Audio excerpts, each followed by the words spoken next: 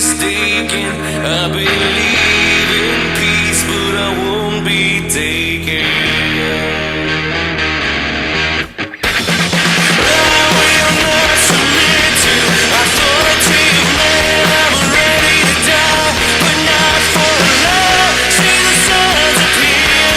It's gonna happen here. This is Liberty Underground with Alex Snicker, Danielle Alexandra, and Greg Bowen on the 1787 Radio Network. Well, good morning, Tampa Bay, St. Petersburg, Clearwater, everybody out in Battle Creek, Michigan, in Provo, Utah, in Hell, Michigan. That was a new one that we found after Wednesday. This is Alex Snicker, co-host, Liberty Underground. Along with me is the Duchess of Doing Stuff, a woman who is not intimidated by representatives in Tallahassee and will correct them on when required, even if Santa Claus gets mad at you. Doesn't matter if you're Santa Claus. If you're wrong, you're wrong. If you're wrong, you're wrong. That's right. If you're, you know what? I think that the theme of the show today should be if you're wrong, you're wrong. Danielle Alexandra, good morning. Good morning. How are you doing? Are you wrong? I am not wrong yet. Not today, but it's early. Well, it's early. It's only 9:02. So we got a lot of time for you to be wrong. I doubt you will be, but maybe you might be. Maybe you won't be. I don't know. Either way, we'll figure all this stuff out here soon. But you're doing well? I'm doing very well. Good. I'm glad to hear it. I woke up a little early. I feel very kind of prepared for the day. Are you? I am. I feel like I've gotten a lot accomplished already, and it's only 9 o'clock. Yeah, I've gotten a lot done already too. I've been up for a while too myself. Yeah, 8 minutes. Well, I got up before that though, and I fixed the mics. That's right. He was up for those 7 minutes earlier today. He fixed the mics. Then went back had to a bed. number 2 and a cigarette, and now he's ready to go. It's all good. It's all good, right? So you understand Alex's morning. Those are important accomplishments. Also, while working the controls as well as he does, he is the Prime Minister of the Sinister. I do believe that is a different shirt than the one I've ever seen before, with many different kinds of. I don't know if it's Edgar Allan Poe-ish, or it looks a little Edgar Allan Poe-ish. It does actually. If I was going to go with something, I'd go with Edgar Allan Poe. It's like the Edgar Allan Poe collection of T-shirts. Did you know that he actually created T-shirts? Edgar Allan Poe did. Oh, along with Che. Yeah. Che Guevara. Yeah. They all got together and was creating T-shirts. Well, Nice. Technically they are people that will live forever, like the Highlanders. Uh-huh. So they figured for long term, the ability to be able to, recoup money long term, over centuries. T-shirt vendors. Who knew? Who knew? So, Greg, how are you doing, sir? Awesome. That's good to hear, buddy. That's good to hear, buddy. How are you doing this morning? Yeah, no one ever asks Alex how No he's one ever doing. asks you. How are you doing this morning?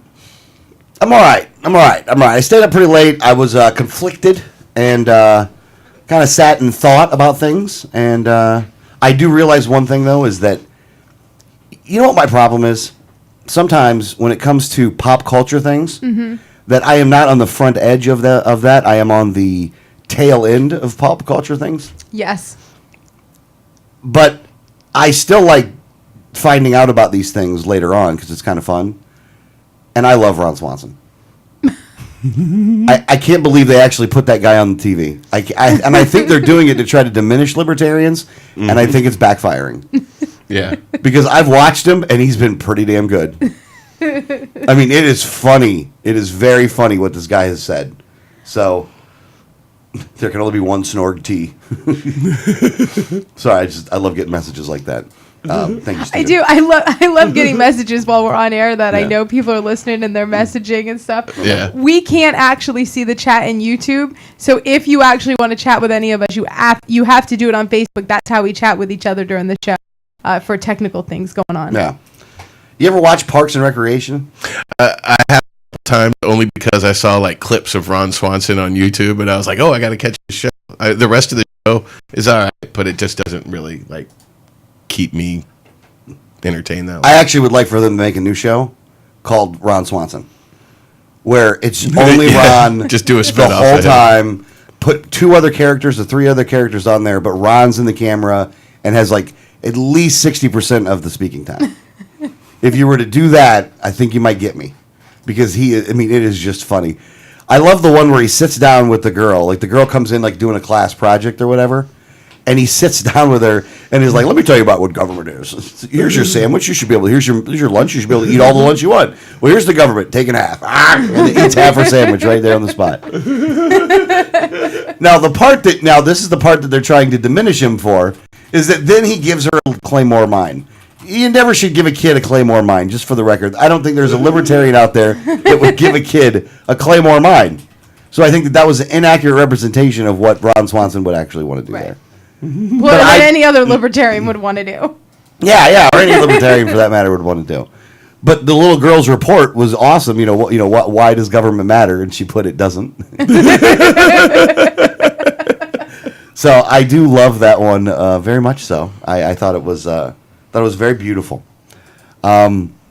So there's a lot of news to get to this week, man. There's a lot of different stuff that's going on. We took a trip to Tallahassee, and then we kind of, because when we're up there, we don't get a lot of the news because we're kind of busy doing a lot of, kind of state things while we're up there.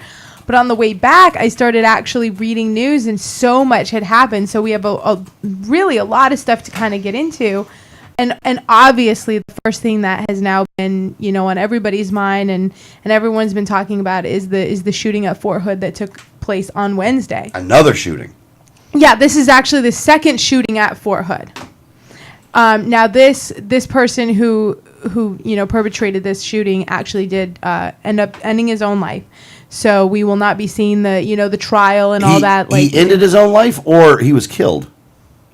The report that I read was that he shot himself. Okay, all right. Because I don't know that part. I'm not saying it because I know. I'm asking. Yeah, no. The report that I read said that he opened fire. 3 people were killed. I have heard reports from anywhere from 6 to 9 other people were injured. Upwards of 14, I think. Yeah, I mean, there's kind of been every day it kind of gets higher and higher. How many people were injured? So I don't think that we know the exact number yet. But quite a bit of people were injured, and the report that I read was that eventually he did take his own life. I got you. Now, they're gonna again these instances that happen are, horrible. Just horrible instances that happen. But after the past couple, there are some common themes here when it comes to some of these mass shootings. Yes. Mm-hmm. And the one that just stares out at you is the drugs that these guys are on. Yes. He was on a series of antidepressants. He had reported he did do a tour in Iraq. He had been in Iraq. He did not see any combat, but that doesn't, you never know even in non-combat situations, you're still seeing a whole lot of destruction and despair in the country. He didn't see actual combat, but when he came back, he did report a head injury. And this could be that a bomb went off in the vicinity where it wasn't necessarily where it would harm him, but the noise of it and things like that, you can still get concussions and things like that. He self-reported a head injury. And they kind of examined him, and physically he was fine, but he was complaining of a head injury. And he was also complaining of depression and was on several antidepressants. His mother died, and within a few months, it was either a grandfather or an uncle who he was very, very close with. I guess this was a very close-knit, extended family. He had 2 very close relatives to him die in a very short span. He complained of not only a head injury, but severe depression. And he was put on several antidepressant medicines. Well, and he was put on some medication that has some very nasty side effects, and one of those side effects could be psychotic episodes. Yeah, and one of the and we've heard about this a lot is this. One of them is Ambien that they give you to sleep, which is it's not an antidepressant, but he was on Ambien.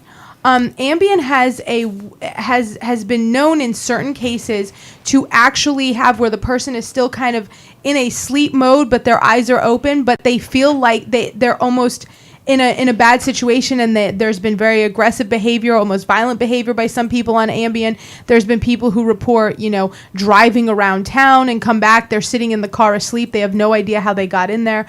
So it's almost like a sleepwalking kind of thing with Ambien, but there has been violent episodes reported in other people who are on this drug, coupled with some antidepressants that have been known to cause people to have psychotic episodes.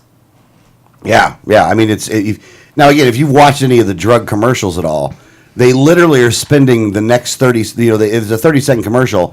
15 of it is to tell you all the damn side effects as quickly as possible, like it's the Micro Machine guy. But if you listen closely on that, some of those people say, and it's psychotic episodes and death and and suicidal tendencies. Like, I don't know what your problem is, but if you think that a drug that has a side effect of possible psychotic episodes when you're already kind of feeling depressed as it is, and death and suicide are symptoms that they're mandating that they tell you this because they've had cases where it's happened, Right. may not necessarily be the kind of drug that you're looking for to help you out there. Well, there are people who are helped by these drugs. Yeah. We do have to put that disclaimer in. There are people who are helped by these drugs, and it does wonderful things for them. Now, but what you're saying is also true, and a lot of people are more prone to these psychotic breaks as well. And like we found with the Sandy Hook shooting. Right. Adam Lanza was on a lot of antidepressants. He was on one called Fanapt that is known to cause psychotic breaks, especially in teenagers. And that's the problem with a lot of these drugs is they're black label drugs that were never approved for children, and they're being prescribed to children as young as 12 years old. Right. And we're modifying their brain chemistry with synthetics before we've even allowed their brains to fully develop. And that's where we're seeing a lot of the problems. The other point being that for a lot of the soldiers, cannabis has better effects to fight PTSD than these antidepressants, and has none of the side effects of psychotic breaks or depression or suicidal thoughts. Unless you run out of Doritos or something. Well, Then you'd be like, oh, man. But it's easily fixed. Easily fixed, Yeah. though. But, And you're absolutely right, though. Look, Go ahead. Well, I mean, and obviously we're not prescribed. This is a 34-year-old soldier. He wasn't, one of these kids that were taking this. But I think that, too often we're giving people medication, and maybe we're not monitoring how the medication is affecting them as accurately as we should. And I think in some people, the mixture of some of these medications are causing them to get worse and not better. So while some people are very helped, I bet you they have the correct dosing that's right for them, because not every dose is right for every person. Your body's going to react differently. And I think that, there's many people that are helped, and they probably have a doctor that's checking, monitoring their progress, making sure that they're on the right dosage, making sure that they're on the right combination of medications. And I think, you just see people that I think doctors are very quick to say, well, here, take all these medicines, and not really monitoring how those medications are affecting that particular person. They're just going on past experience of it helps some others. and sometimes they're not going to know until it's too late. Right. Yeah, absolutely. And the other thing is that this is another one of those, if you are a person that but supports our overseas policies, our unconstitutional overseas policies at that this is one of those side effects of never-ending wars, is that you end up having people that have head injuries and problems. We go in there, we drug them up to all kinds of stuff, and then they break down and have a psychotic episode and end up shooting somebody. I mean, look, suicides are extremely high in the military right now. Yes. Now they're at an all-time high. Yeah, they're all-time high. Now, is that because of the never-ending wars? Is it because of the up of the medication that we're giving to people?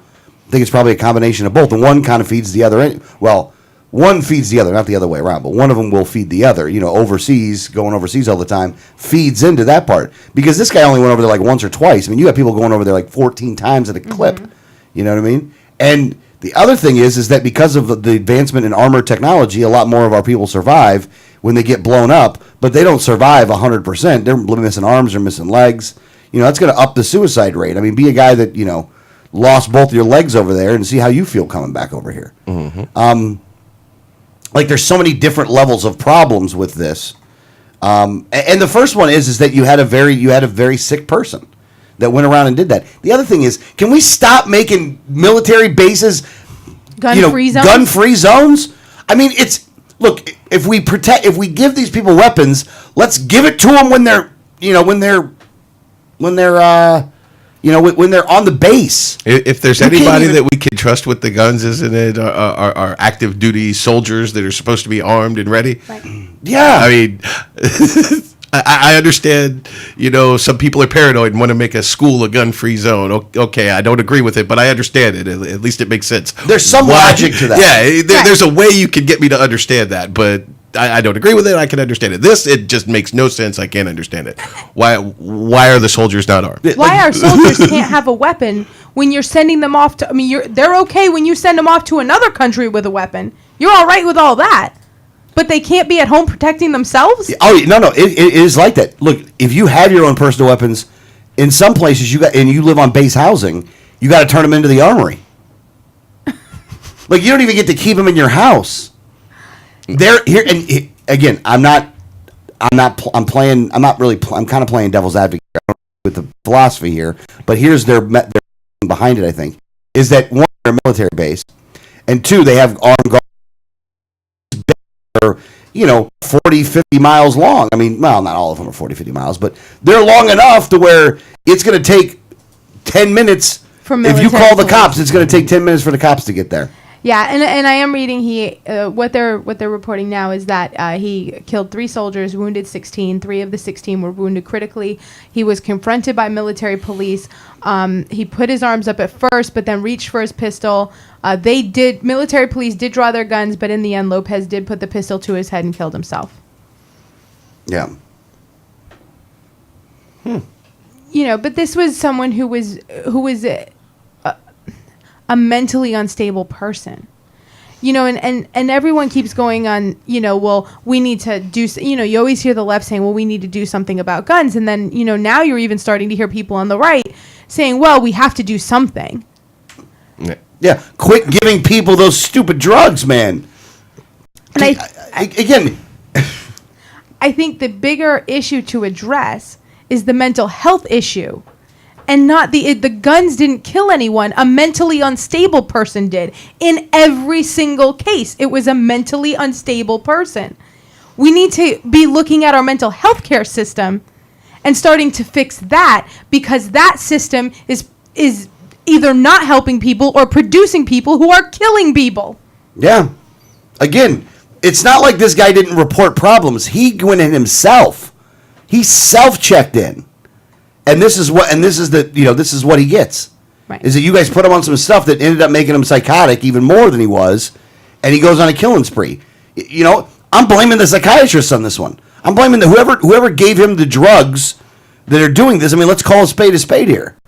And you give him horrible drugs. I mean, there's so much. Again, we're a very pro marijuana show, but this is another one of those instances where if you give a guy a J a week or a J every couple days, honestly, he would not have gone and done that. He'd have been okay, because nobody kills anybody else when they're on weed.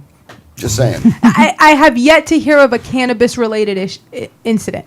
Yeah. When they drive you nuts, it means you went through the whole bag of Doritos. He killed that bag of Doritos, though. The only thing in danger is your pantry. Yes. Pumpkins. And I don't want to make light about this because this is a horrible incident. We found about this on Wednesday before the show on Wednesday. We were like, well, we're not going to talk about this on Wednesday because we'll wait till Friday to talk about this. But, it's sad. I don't like to see this. I mean, it sucks to see this because this is the stuff that we're, one of the reasons you get involved is because of stuff like this. Because you want to stop seeing other Americans be driven to the point that these people are being driven to, and it's because of stupid people like Rubio and McCain and Graham and the neocons and the Warhawks, and it's because of these guys that we got people overseas so much that they're thinking suicide's the only way out.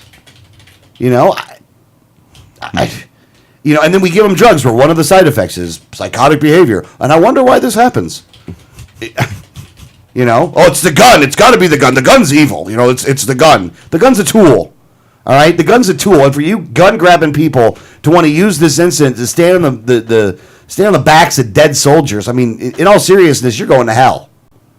So, well, Danielle would not agree, but well, I would kind of put in I don't make the decision of who goes to hell or not, so I can't say. I wouldn't mind being on that committee, though. I'm just saying. I wouldn't mind having some influence over that decision. So. And this wasn't the only thing going on this week that was, kind of a horrible thing. In Albuquerque, New Mexico, there has been, riots and over police shootings. It's gotten to be a kind of a violent situation over there. That is an escalating situation. Basically, these protests started in downtown Albuquerque because there was 2 police shootings within a month. And both of the police shootings, they fatally shot someone who, once the video came out regarding the incident, we found that this person wasn't, there was no warranted deadly force there. One of the person who was a homeless person who did actually have a knife, but was turned around, had his back to the police. He was no threat to them whatsoever, and they shot him and killed him. There was another incident where when you see the guy was actually kind of saying, okay, and almost was putting up his hands and was fatally shot.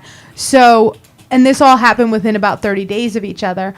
People in New Mexico were very upset about this. They took to the streets once the videos got released by the group of the hacking group known as Anonymous.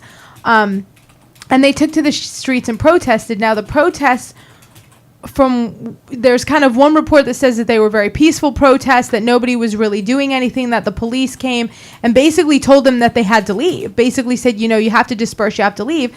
And the people protesting basically just said, no, we have every right to protest. We have every right to be here. We're not leaving. And tear gas was thrown. Things escalated. Now, the police were saying that the crowd was throwing rocks at them. But this escalated into kind of a violent situation where you had, many people arrested. They were arrested. Now you have some claims of police brutality during the arrests, that several people were hit for no reason in a peaceful protest. So you have a very highly escalating situation in Albuquerque because of this. Now, one other thing though is that the Albuquerque police have shot and killed 23 people since the beginning of 2010. Yes. So this is not like they just shot 2 people and everybody just decided to protest. 23 people. So these guys are making it a pretty good case, pretty good point to, some of their encounters are, we're going to kill you. Yeah, and they had about a dozen non-fatal shootings over the same time span. Now, when you look at this and you look at like a place like New York, now New York has had the same rate. In fact, a lot of cities around the country have had the same rate of police force being used, deadly force, non-fatal force. But when you look at it compared to population, the cities that have had these high numbers of police using deadly force tend to have 5 or 6 times the amount of people in the city. So Albuquerque is a very small city to have the same numbers. I got you. Yeah, I got you. So as a percentage, it's high, but when you look at the raw numbers, it doesn't appear to be as high as it is. Yeah, I got you. I'm just going to say this didn't seem to be going on in New Mexico while Gary Johnson was president or governor. Well, that is true. Yeah, just saying. Just saying. See, another thing, Gary leaves, people just start shooting. It's mass chaos. It's, I got to tell you, if the police don't start understanding this, you're going to see a lot more of this. And I got to tell you, it's not going to go, at the end of the day, it's not going to go well for you. It's just not going to go well for you. And I have given you warnings before. I mean, I'm sure that not every police department in the country is listening to this show. Matter of fact, I know they're not. But you guys better start understanding that your job is to be peace officers and to be there to protect the citizenry. When you start killing the people that you're supposed to be there to protect, you're doing it wrong. You're just doing it wrong. And it's going to come back on you. It is. And that's not because I'm calling for it. It's because you're doing bad things. Look, stop killing people that don't need to be killed. Yeah, now the Justice Department, the federal Justice Department is doing a criminal investigation into these shootings. Good. The one shooting of the homeless man was what started the federal investigation. The protest kind of started when this man was first shot and the video was released, and it was released by Anonymous. Now you see a lot of the police departments are saying, well, look, an Anonymous ignited this violent situation. Well, no, they just released a video. They weren't calling for any violence. They just said, here's what your police department is doing. I think it's the trigger happy cops that ignited this violent situation. Now, while these protests, there was some marchers going on that were protesting the homeless man, Mr. Boyd's death. While this happened, there was no police presence really. I mean, the police were there, but there was not an overbearing police presence. In the same day, the Albuquerque police shot another man who was no danger to them at all. He was 30 years old, and he was in a position that the police had been called because he was going to kill himself. The gun was always pointed at his own head, and they have video. They have the police in Albuquerque, actually, some of them have video cameras in their helmets. And the gun never left the man's head. He was always pointing the gun at himself, and he was shot. Which obviously now the protests got more widespread, larger, and things like that. Because while they're protesting, you killing an innocent person, you do it again. Yeah, it's like you're not even listening. If you're just going to shoot the guy, why'd you even bother him? Just let him blow his own head off. Yeah. Just leave him alone. Let him do his thing. Yeah. Exactly. Save your own bullets, It's not like you guys have a whole lot of money. Everybody's running deficits right now. I mean, isn't there a dog you need to go shoot or something? Well, actually, there was one in Ohio, and then all the residents removed the bear and the city council after it. Here's the thing. Here's the thing. You hold accountable for this, the people that hire these people. Right. Yeah. If you live in a place that has a police chief that is an appointed person, and that police chief is part of the group that shoots people dead, then replace the city council to replace the police chief. Mm-hmm. No, you get another shot at it. None of that. No, you replace them. We need to start just wholesale replacing people. They just did it in a city in Florida. Are we going to talk about that today? I do have it I have it in the list. I didn't, because we have so many things to go over today. I didn't put it in there, but we can talk about it. We've actually talked about the city before. This is the city of Hampton. The one that they were, there was so much corruption. They were looking at disbanding the whole city. Yeah. Now they've uncovered so much corruption that they've actually fired every single city official and the entire police department of the city. Yeah. Nice. We should move to Hampton, to be honest with you, man. That sounds like a good city. That needs to happen nationwide. Well, here's the thing, man. And when you're making an omelet, you're going to break a couple eggs. So I'm sure there's maybe a couple people that get fired that don't necessarily deserve it. But here's the thing. At this point, look, if you're willing to give people Ambien with all those side effects, we ought to be able to fire everybody. Because there's just times where we should fire everybody. Everybody gets fired. Nobody stays. You bring in all brand new people. I'm sick of this, man. Start firing people. What about their jobs and their lives? What about the lives that you're ruining? All right, yeah. That's maybe the lives I'm a little bit more concerned about. If you're a good person, maybe you can find another job. But I'm sick and tired of this. I like it. I want them start firing everybody. I'm good with that. The whole departments at a time. Yeah, I mean, and this is a very small town in I believe Bradford County, Florida, and it's 500 people total. But these people have said no. We're done with the corruption. We're sick of this, and the entire police force was fired. Most of the city officials, save for just a couple, and basically they're there just to transition. It's like, well, you people know a couple things, so Yeah, and even that's a little concerning to me. Right. But basically they fired a complete city, and now the actual people are starting to get together to try to, elect new people. They don't want to lose their city. They don't want it to become, unincorporated. Just part of the county. Yeah, they don't want it to go back to the county. So they are fighting to install another government and be able to govern themselves in their town. But this is what should be happening. People should start saying, no, I'm done with this. We're just not going to stand for the corruption anymore. Yeah, I completely agree with you. And I'm glad to see it. I mean, I'd like to move into cities that are doing that. Yeah. Well, I mean, and this is what's happened in Albuquerque. These people have just said, you're killing innocent people, and we're not going to stand for this anymore. Yeah.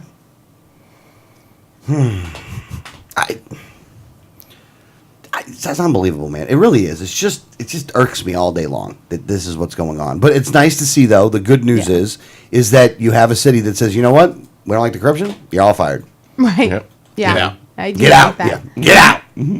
So another story. While we were gone, it seemed like everything happened on the drive to Tallahassee. It's like they knew it. It's like they knew what they were doing. It's like they knew they don't have computers right now. Quick, Do it right now. So, the Senate panel voted to declassify the reports on CIA interrogations. Now, anyone we've kind of been following this, Dianne Feinstein, who is riddled with hypocrisy because she doesn't like that she's not being told things and that she's being spied on. She's the hypocrite right there, by the way. I mean, if you go into Webster's and you find if you're looking for like the definition of hypocrisy, there's a picture of this old hag sitting right there. yeah. So we've been following her for a while because she's, we should spy on all Americans unless you spying on me, and then that's a violation of my rights. It's just not a violation of anyone else's.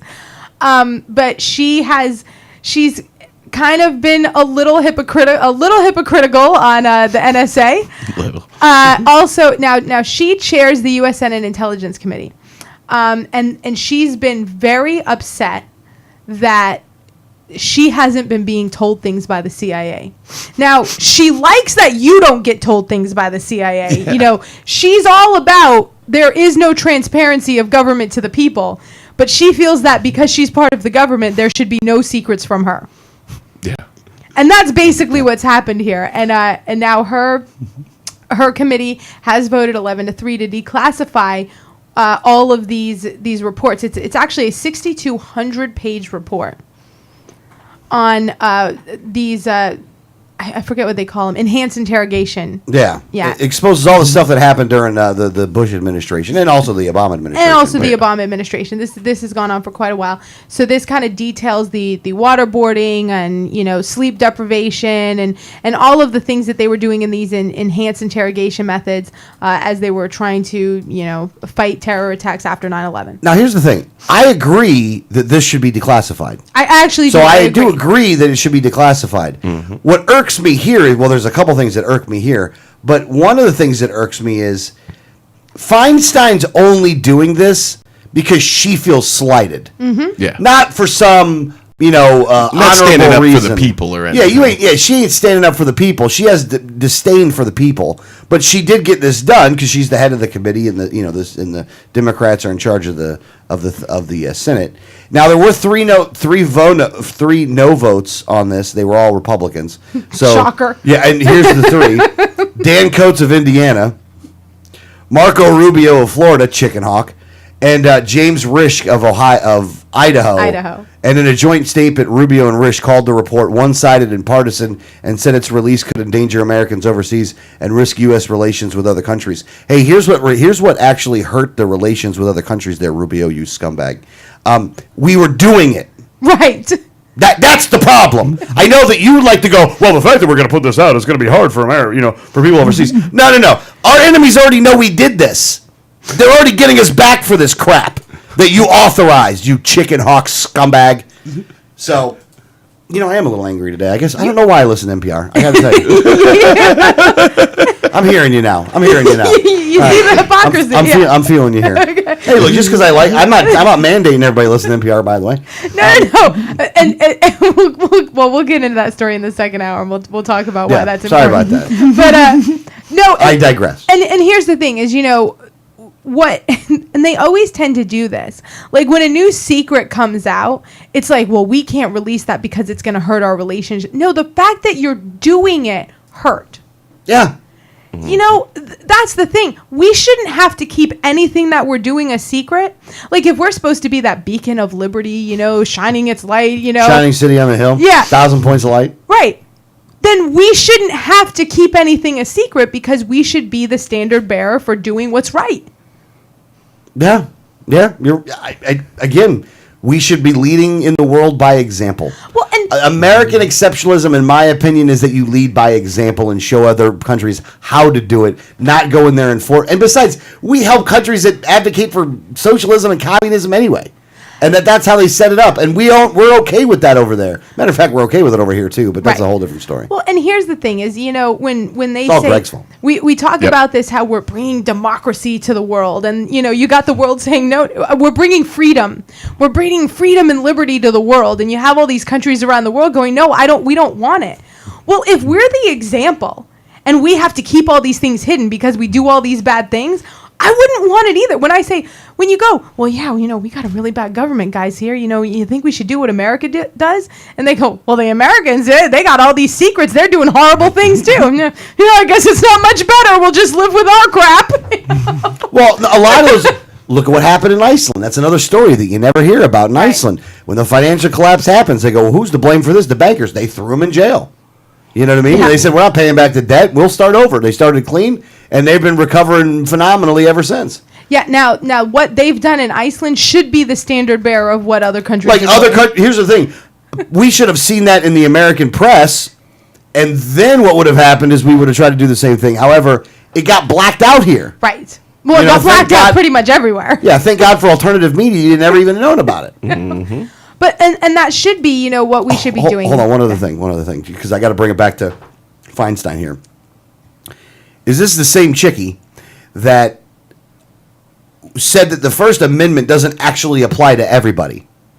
Right. That if you're a reporter, she doesn't want just some blogger having First Amendment rights to be able to blog whatever they want to.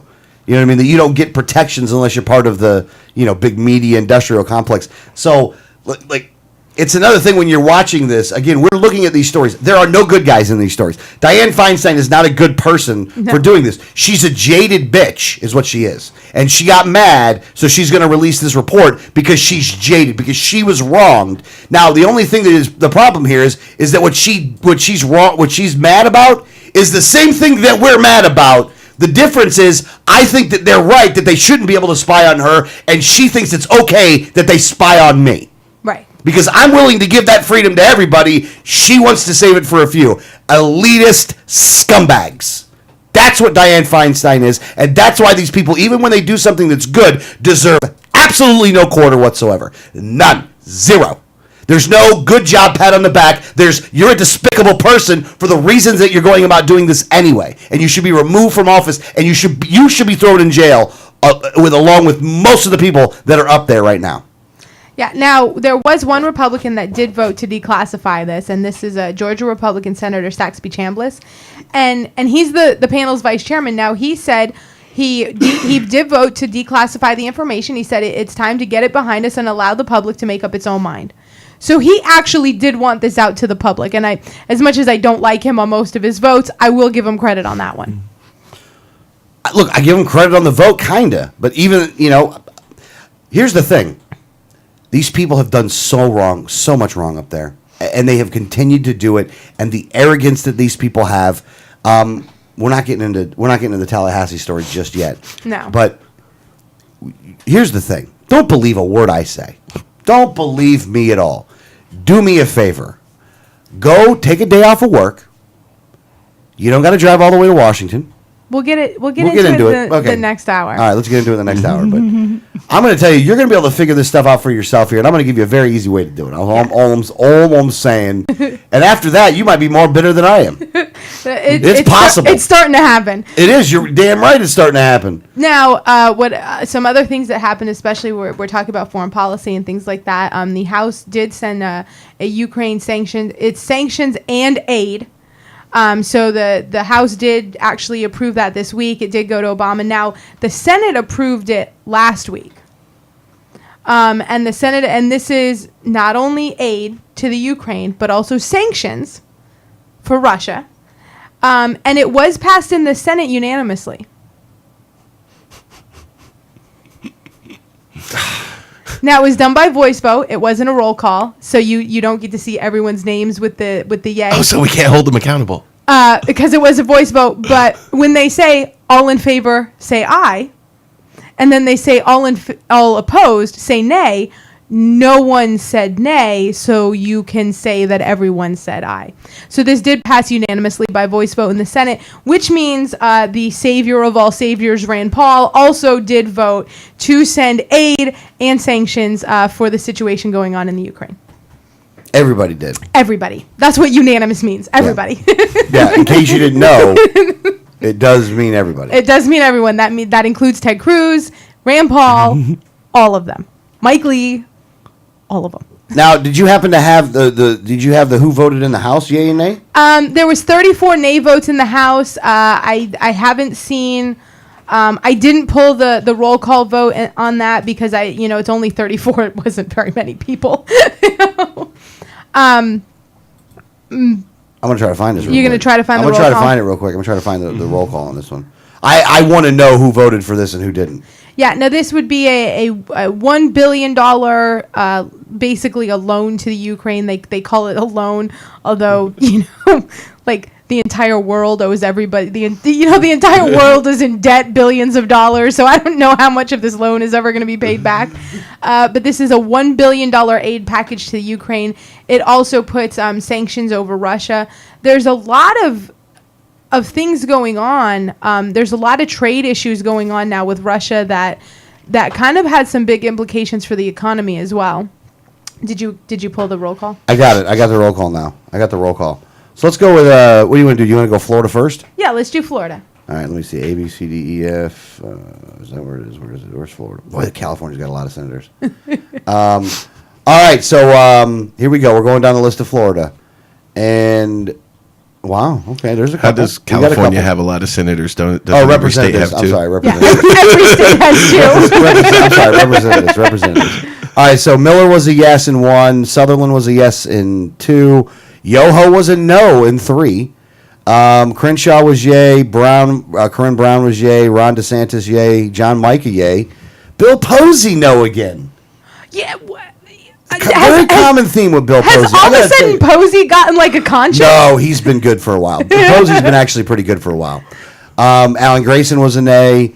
Because his wife wasn't getting beat in it, so that's probably why he voted nay. Daniel Webster was a yay. Nugent was a yay. Of course. Bill Arakis was I think Bill Arakis was a yay. David Jolly was a yay. Good we got that guy up there. Kathy Castor was a yay. Dennis Ross was a yay. Vern Buchanan didn't vote. Thomas Rooney was a nay. Oh, wow. Patrick Murphy was a yay. Hastings was a yay. Douche was a yay. Deutsch. Was that? Oh, Douche. No, Deutsch. his name's Douche. Frankel was a yay. Wasserman Schultz was a yay. Arrogant. Frederica Wilson was a yay, and her hat was actually not present. So Diaz Balart, hate people with two last names. That was a yay. Joe Garcia was a yay, and Ileana Rose Latham was also a yay. So we had 4 in Florida that voted nay and 1 no vote. And So you got Posey, Yoho, Rooney, and who was the other one that voted no? Grayson. Grayson. The wife beater. Oh, The well, wife Grayson. beater. The wife I don't even know if I count his votes anymore. Yeah. How's that restraining order working there, big guy? Yeah, just, Grayson, whatever. God, he's such a despicable human being, by the way. Anybody else that you're interested in? Like, if you think about it, who else would you want to know how they voted or not, though? Well, I can guess Amash's vote. I mean, Amash is a no. You know Amash. I mean, I don't even have to look it up, but I will anyway, though. Just to make sure. Oh. Go to his Facebook. Oh. What? No, he was an A. I'm just kidding. Sorry. I'm sorry. I had to do that one. Was that like a bad April Fool's Yeah, that joke was on a like little the bit. 4th? Trey Gowdy was a nay on this one. Wow. Mark Sanford was a nay on this one in South Carolina. I don't remember Mark Sanford or not. He likes the overseas action. Do you realize that every representative from the state of Pennsylvania voted yay, though? Every one of them. There's not one of them that voted They nay. don't have many. That's surprising. They got a couple, man. Well, they do have a few. I 1, mean, it's 2, just, 3, 4, 5, 6, 7, 8, 9, 10, 11. There's like 19 of them, man. I mean, it ain't nothing to sneeze at, man. It ain't like Oregon with 5. And they all voted yay, too, though. Thomas Massey voted nay. Well, that's good. So it looks like there were some good votes How in about there. Gomer? Where's Gomer from? Is have he no Georgia? idea. No, I don't think so. You don't think so? It's hard because it's not the one I'm looking at right now. It does goes not by look at- state. It doesn't Yeah, go by yeah. Nah, that's all right. You don't have to worry about it then. I'll keep looking around a little bit here. You keep talking. Let me see if I can find anybody else while we're sitting here. Well, I mean, I just think this goes to show you, I mean, especially, you know, when you look at the Senate where, you know, you hear all these like, well, we have Ted Cruz and we have Rand Paul and look at Mike Lee. And then when things they vote unanimously. And this is kind of a big thing. Now, I wasn't actually surprised that Ted Cruz would vote in favor of this. Because on foreign policy, he's actually not anywhere near where we would call him good. You ain't just whistling Dixie. You know, I mean, he's not a bomb everything that moves. He's just a bomb most things that move. he's an 80%er. Yeah. So, you know. Only bomb it if we can't tax it. Right. Only bombing if we can't tax it. God So, bless America. you know, I mean, I wasn't very surprised with Ted Cruz. I wasn't completely shocked with Mike Lee voting yes. I was a little, because Rand Paul went on the, you know, we shouldn't, you know, give money overseas, and then he was like, well, I mean, except for them, give them money. But I'll vote, yeah. Well, and he did vote. I mean, he has spoken out in that we should, you know, do something. He's not. And he spoke ain't out his father. Right, and he spoke out in favor of sanctions, which is probably why he did vote yes. Although Yeah. he has been opposed to foreign aid, he has been a proponent of sanctions against Russia for this. So, you know, I mean, that's probably what got him. He was like, oh yeah, you know, because those work. Yeah. Yeah. You know, it's like you weren't even listening to your father for all those years. You know? Like, the one person that doesn't get a pass for understanding what the right vote was would be you, because your dad was Ron Paul, for Pete's sake. Like the biggest Ron Paul guy should actually be Rand. I don't know why this confuses you people. All children rebel against their parents. They become the opposite of what their parents were. Didn't you ever watch Family Ties? That's why Alex P. Keaton became a young Republican, because his parents were pot-smoking hippies. I don't necessarily buy that. So I'm not willing to give him a pass on that. So Rand is exactly like his dad then? Well, no, he is not like his dad. I don't know what happened, to be honest with you. I'm not happy about it, though. I'm not happy about it at all. But Yeah. Now, Louis Gohmert. Okay, he's in Texas, and he was a yay. he was a yay. Of course. Matter of fact, boy, most of Texas was a yay, by the way. Well, Wow, were they? Texas is a little bloodthirsty. You ain't kidding. Randy Weber, or Weber, or whatever. Beto O'Rourke. What a name that is. Well, you got to change your name. And that's the only two that voted against it. Everybody else voted in favor of it.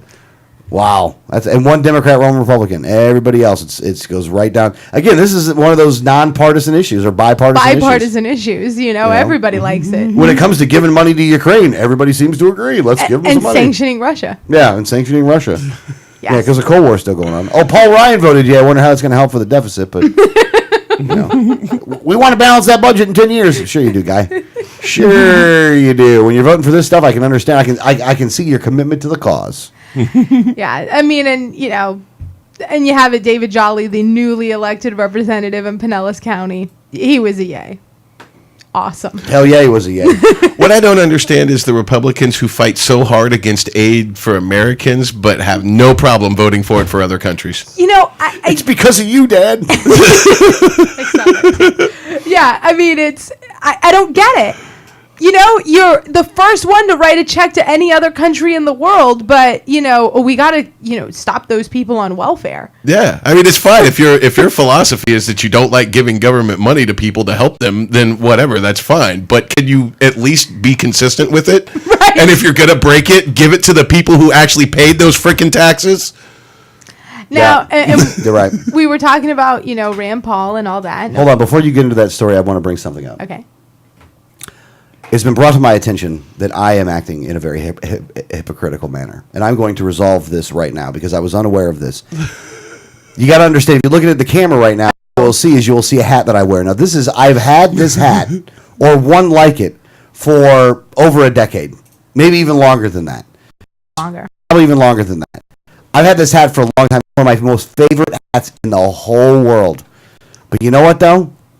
You're absolutely right. That I am supporting the destruction of local breweries by wearing this hat. Are you gonna because take it it is an Anheuser-Busch hat. No, I'm not just going to take it off. Just taking it off would be very easy to do. I will destroy the hat. Ooh, we could do that I'm on next destroying week's the show. hat. I am going to destroy the hat. For right now, I'm going to take it off though, because I'm not going to get. And I got to. You know what it is? I'm going to go find a local brewery. God, I hope they sell hats, and I hope they sell the nice fitted hats that I can get, because that's what I want. I hope they make a good hat, but I'm gonna go find me a hat that is a local brewery hat, and I'm gonna wear that hat, or a Jack Daniels one. Oh yeah, we should get a Jack Daniels. I do get a one. Jack Daniels as a reprieve as well, though. And to be honest with you, that one you can get. You just got to like Circle K at the gas stations. They're selling Jack hats now, which is beautiful. Jack hats. Jack hats. It's like the clothing version of Jackass. So the hat itself goes back there, and I will get a new one, and I will put that out next week. So as we were talking about Rand Paul, and of course we know he's good buddies with Mitch McConnell, and they share a campaign manager in Jesse Benton, who was also the campaign manager for Ron Paul, although I think he did a horrible job, but. I guess it depends on what your motive was. It does depend on what your motive is. Now, at first, everyone said, well, Jesse Benton's playing the game. I love how whenever anyone does something bad, it's like, well, they're just playing the game. Yeah. How come I'm not playing the game? Like, how come when I do something bad, I'm not playing the game? I'm not playing like the crazy game. Can't I play the crazy game? Or he's just playing the mean guy game? Yeah, so Jesse Benton was just, because he did say, at one point, he was quoted in saying, well, I had to hold my nose to work for McConnell, right? Yeah, I remember him saying that. Yeah, well, he has completely backed away from all of that. He thinks McConnell is the best thing since sliced bread. He's been singing McConnell's praises. And now they wrote an article, and this is from the Daily Beast, and they wrote an article, Can This Traitor, Jesse Benton, Unite the GOP? Which the actual premise of the article is absolutely stupid. But there was some key information in here that I thought was very interesting. Do tell. Now, when Rand Paul endorsed Mitt Romney, McConnell actually went on a big fundraising tour for Rand. Oh, I did not realize that. Yeah, and Jesse said, well, when I saw all the money he brought in for Rand, I just knew this was the right guy. It's all about the money, ain't it? So Jesse Benton and Mitch McConnell, good buds now. They kissed and made up from the whole "I held my nose" thing. They're besties. And but what it shows is the whole issue with Rand endorsing Romney and Rand endorsing Mitch McConnell had a lot more, it looks like, to do with Mitch McConnell's aptitude for fundraising for Rand and his campaign than it did for anything else. It's all about the Benjamins. Because it does look like a very large amount of money came in very quickly. These people. When you dance with the devil don't change. The devil changes you, and we're seeing that firsthand. I mean, I don't even know if there's another way to look at it. And again, everybody's going to say, well, that's just the way it is up there. That's what you got to do. That's what got us to the position that we're at right now. How do you think this guy's going to change anything if he's unwilling to play the game by a different set of rules? I mean, he's falling right in line, And if you're not, he's not supporting people that would help him change things. He's supporting people that will fight him on those changes. Mm-hmm. Yeah. Now, and Jesse tries to spin this as a good thing. Well, once all this happened, Mitch McConnell he actually started respecting Rand, and out of that respect, raised all of this money for him. Again, I think that Jesse Benton knows exactly what's going on there. So I don't even want to say that he's naive. I don't think he's naive. I think that the scumbag piece of crap knows exactly what he's doing, and that is trying to say that to act like a politician. Yeah. Again, this is not a liberty guy. He's just not. He's a political animal, I guess you could say. I mean, he's going from job to job. The guys that can pay him the most, he tries to buddy up with people to get things done. To get himself paid more money. I mean, he already robbed the Ron Paul camp. Well, he not robbed it because they paid him. It was really bad on their part. Now, of course, Jesse Benton is still kind of being investigated because there was a group, and basically some people in Michelle Bachmann's camp have actually asked the Federal Elections Commission to investigate because there was some accusations of impropriety from Jesse Benton where he was, basically paying people off for endorsements and things like that. He's still dealing with all of that. So, I mean, this is not a, upstanding, guy to begin with. But it's looking like there was a lot of fundraising being done for Rand on the by Mitch McConnell, and that could have a lot more to do with all the bad endorsements Rand's been making than anything else. It seems like Rand can be paid off pretty easily. Doesn't take much. It's we just got to worry about local. So it's so irritating to watch what happens on a national level. It really is. It's so irritating to watch these Rand Paul guys and Jesse Benton and stuff, and then you have. Then people get mad when you're like, well, I wouldn't support those guys. Well, why wouldn't you do that? You're just being a terrorist. How many doors you knocked in the last 90 days? None? Oh, shut up then. This purist is trying to get people elected in office. You're a dumbass. Right. Again, it's just one of these things. Like, here's the thing. It's Mother Jones putting it out, right? Oh, this is the Daily Beast. This is the Daily Beast. And Mother Jones is the one that put out the other one, though. Yeah, right? and that's all been documented. There is an actual investigation now. The Daily Beast. Most of what I'm taking is actually they interviewed Jesse. These are straight from his words.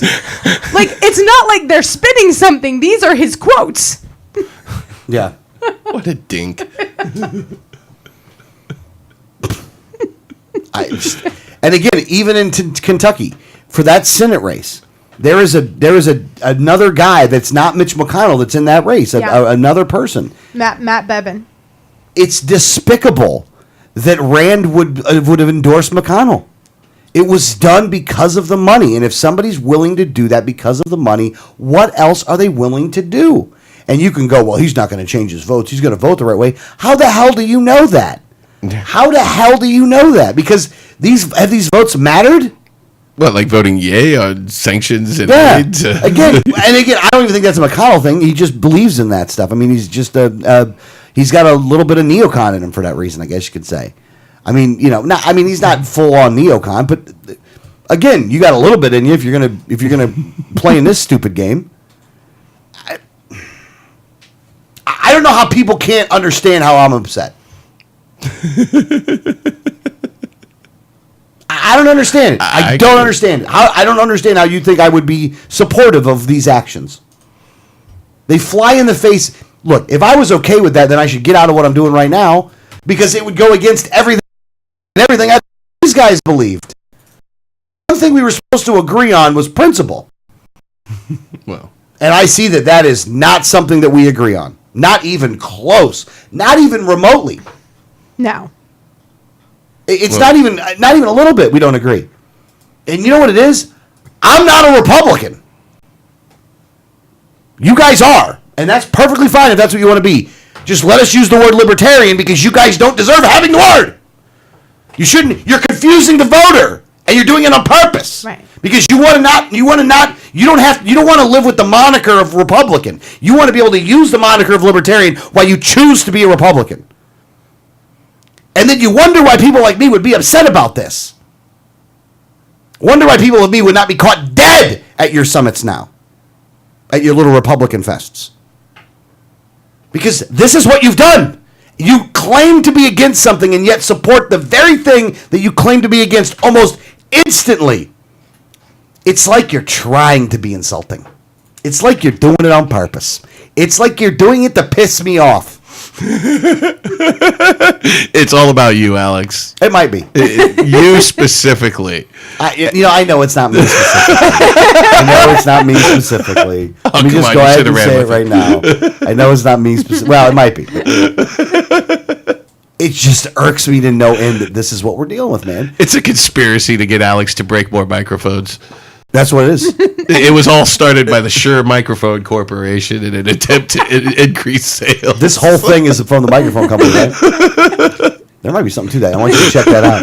Increase profit. Check that out, man. Go check into that, man. Don't just shine that off. Well, just shut up, man. That's wrong. All right, well, we got to take a break, don't we? Yes. All right, well, let's take a break real quick. When we get back, though, we're going to have a lot going on here. Some more of the Tallahassee trip with Latvala and an Article 5. So stay tuned. By the way, the call number 1-800-525-4032. We'll be back. You listen to Liberty Underground.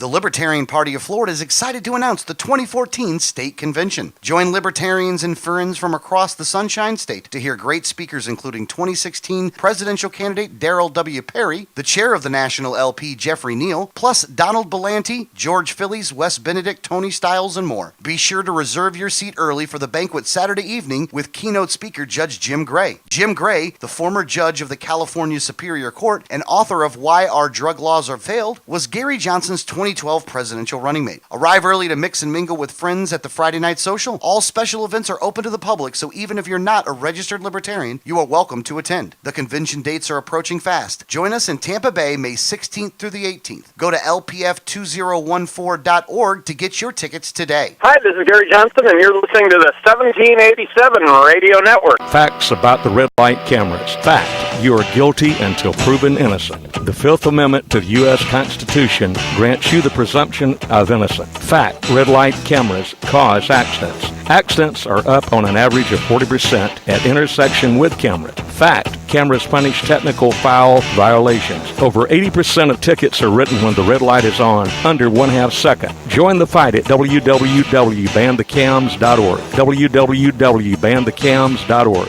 If you received a ticket in Florida, contact Oropesa Law Offices, 800-774-9883 or tacklemyticket.com. Attorney Oropesa understands the stress associated with being charged with a traffic ticket. In many non-criminal ticket cases, there may be no court appearance, no points, and no traffic school. Attorney Oropesa handles criminal violations, DUI, and license suspension matters. Don't face these serious legal matters alone. Initial consultation is free. Call now and you will be advised about any potential defense, constitutional rights violations, the possibility of having your driving privileges restored, or preventing a suspension from going into effect. If you've been classified as a habitual traffic offender, have a driver's license suspension matter, or a pending DUI case, call Oropesa Law Offices now so you can be advised about your particular case. Call 1-800-774-9883 24 hours a day, 7 days a week, or visit tacklemyticket.com. Main office in Pinellas County and serving all of the Tampa Bay area.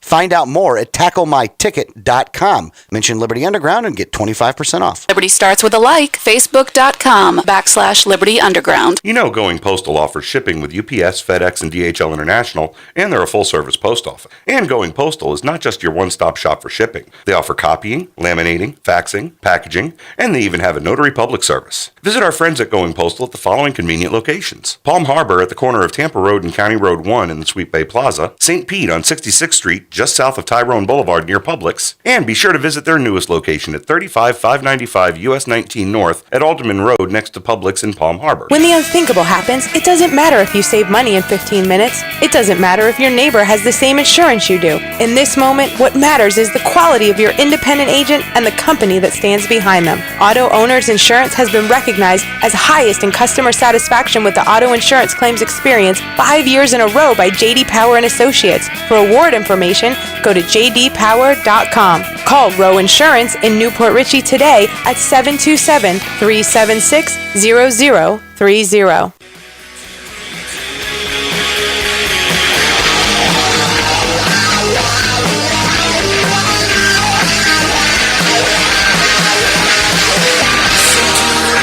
To the man with the rifle in his hand, don't be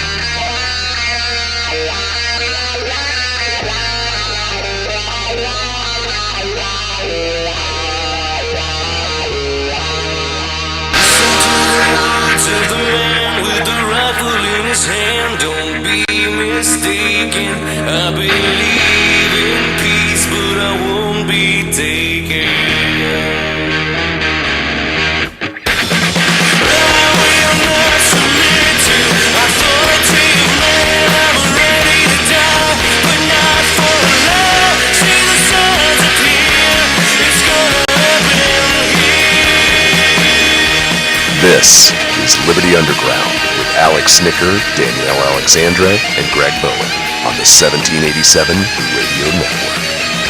Well, good morning, Clearwater, Tampa Bay, St. Petersburg. This is Alex, co-host Liberty Underground. Along with me, Danielle Alexandra. Hey, Danielle, how are you doing this morning? I'm doing well. You get the abbreviated intro for the second hour. I guess so. Greg Bowen, how are you doing, sir? Spectacular. Doing very good. In your Edgar Allan Poe t-shirt. Yes. If you want more information on that one, though, you got to go to the first hour and listen. You have to go back and You have to listen. go back and listen to the first hour later on. Also, if you would like to call the program, the studio line, the Refresh Telecom lines, is 1-800-525-4032. That is 1-800-525-4032. Refresh Telecom, they won't give your information to the cops without a warrant. Or the feds. Or the feds. Or the cop feds. Or the fed cops. Or either way. Any kind of person looking for your information. That's a law enforcement official. Well, private citizen would definitely. Private citizens are just going to be told no. Yeah, he's going to be like, no, get out of here, You're kids. going to laugh and be like, Yeah. "Yee." You might call the cops because how do they know who you were using to Refresh Telecom? That's right. I had to break into that house to do that. So he might call the cops on you. Not that we know that, though. We do not know. We have no idea. All right, let's get right into it. Let me do a preface first Okay. before we do this. A lot of times you hear us come on the radio, we talk about Tallahassee and how bad it is, and you can probably hear the disdain in our voice when it comes to politicians. Don't take our word for this, please. I want you to do me a favor if you're listening, and if you doubt what we're talking about here, I would like you to take a day off of work on a weekday during session, and I would like you to go to Tallahassee and do nothing more than walk around the House and Senate floors where all the offices are and go try to meet with representatives about the issue. Go to your state House rep and state senator first, and then go around from there the other ones.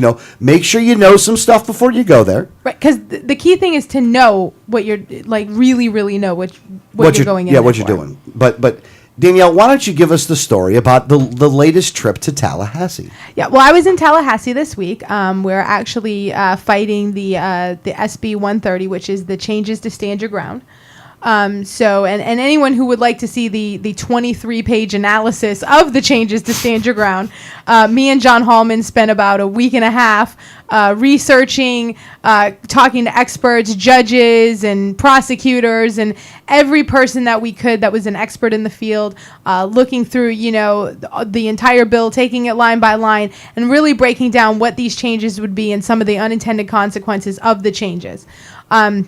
So we wrote this. I mean, it's a 23-page white paper on these changes and a response to Marion Hammer's support of the bill. Yeah. The NRA came out in support of this piece of legislation and Kind of backhanded attacked us. attacked us, which required us to do that report, Right. Because we wanted to make sure that that if we're going to do something, that we're going to be completely right in what we're doing. And we like to inform the people, but we like to make sure that we're very accurate. So instead of just taking our word for it, we went to the experts. We broke it down. We broke down every line and said, this is what it says. This is what it used to say. This is the history of it. Here's some case law. So, I mean, we're very thorough in it, which is why it's 23 pages. But I actually printed this out and took it with me to Tallahassee because the SB 130 is, and that's the changes to stand your ground, has been referred back to the Judiciary Committee. And that's important for the story that I'm going to tell you. Yes, it is. So it was in the Judiciary Committee. It moved to the next committee. That committee made some big changes, and whenever there's a large amount of changes, which would kind of change, some of the basics of the bill, it actually has to go back to the first committee because what they voted for is not the same as what the second committee voted for. So it goes back. So because it's been referred back to the Judiciary Committee, that's where it's kind of sitting now. I printed out copies of the 23-page report that me and John Hallman wrote.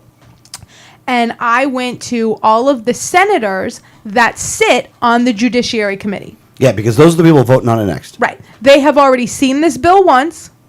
It's been changed. It's had some changes. It's going back to them. So they have seen this once, and that's kind of important. Yes, it is important.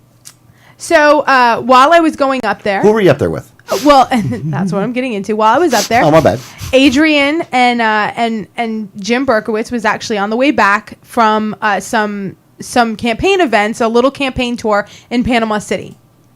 So while they were on their way back, they happened to be driving through Tallahassee at the same time I was going to be in the Capitol building. So they decided they wanted to stop by and walk around a little and you know, kind of talk to people and things like that. Now, this was Jim's first trip to Tallahassee, where he was actually in the building talking to legislators. He'd been there kind of for a rally outside the building, but hadn't really gone in to do any kind of citizen lobbying before. So I, you know, go into these offices and things, and, you know, I'm talking to a lot of aides because a lot of the senators are on committees. I always look at the senator, what committee they're in, what bills are being heard in that committee. So generally, when I go in there and I say, you know, I know the senator is in civil justice today. I know they're looking at this bill. I know he's busy, but I wanted to talk to his aide about this bill. So I go in there letting them know that I know what's going on up here. I know where everybody's at. Right. So I talked to a lot of aides, talked about the changes to Stand Your Ground. We've written a report on it. My contact information is on there and everything. One of the people who had to visit was Senator Jack LaValla, who's in Pinellas County, you know, and he's pretty much the midway through Pinellas and the north end. Midway north is LaValla. Yeah. So I go to Jack LaValla's office, and I never really like going in there. But I actually had a feeling that Jack should be there because his committee ended already. I knew that he had a luncheon with the governor, but that should have been ending when I was getting there. So I go in, and his aide is the only person in the office, and I said, "Oh, you know, is the senator in?" And she says, "No, he's in committee right now." And I said, "Oh, his committee ended about an hour ago. I knew he had a luncheon, but I thought he'd be back by now." "Well, he's not." "Oh, okay. Here's the changes to Stand Your Ground." I went through the whole thing again. And I said, "Do you know where the senator stands on the issue?" She says, "I have no idea." It's always a pleasure talking to her. I have to tell you, every time I'm in that office, it's just, it's such a pleasure. I feel like she definitely respects the voter. Sarcasm all the way there, by the way. That's funny. That's funny. So as we're walking out, Adrian and Jim had gone to speak to someone else, so I come out and I'm like, well, Jack wasn't there, and Adrian is actually a constituent of Jack LaValla. He's in his district, so he goes, "Oh, that's too bad. I really wanted to talk to him and introduce myself and see where he stands on this issue." Me being a constituent, and as we turn the corner down the hallway, there's Jack LaValla, because he was actually coming back from the lunch around the time that we were there, which I knew he would be. So Adrian sees and figures he's going to talk to him as a constituent. And Jack comes down and he goes, Senator LaValla, I'm Adrian Wiley. I'm the Libertarian candidate for governor, but I'm actually here because I'm a constituent of yours. You are my state senator. We're here talking about SB 130, which is the changes to Stand Your Ground, and I just wanted to know how you felt about them, where you stood on these changes. And Jack looked like he was a little annoyed. He wasn't really angry, but it was like, I'm Jack LaValla. I don't need to speak to the commoners. Who's this person that speaks to me as if he's allowed? But he was like, I don't know anything about that. I haven't read it yet. I don't read everything. I only read what I'm voting for. Kind of one of those. I haven't read it. And I said, well, actually, Senator, You've actually seen this bill already. It's SB 130. It was in the Judiciary Committee. It's actually being referred back to the Judiciary Committee because there's been some changes. Are you saying that you didn't read it before you voted on it? If you want to piss off Santa Claus, that's what you say. So his righteous indignation turned into outright anger. Yeah. Quick. And very quickly, he was like, if it came through my committee, then I supported it. They're good changes then. I supported it. It went through my committee, and I supported it. And I supported it because I liked it. Yeah. He said, if there's been changes now, well, then I'll just have to read those. But I like it. I support it. And if you don't, that's just too bad. Well, okay. Yeah. And just walked away. Now, again, Adrian's up there with Big Jim. Big Jim's not called Big Jim because he's a little guy. Big Jim's called Big Jim because that's the accurate description of Jim. And he did this in front of Jim. And now this is Jim's first time going up to Tallahassee. Has never encountered the legislators, I say in the wild, like in their natural habitat. In the wild. If you see the state senator there. Now, here's the thing, though.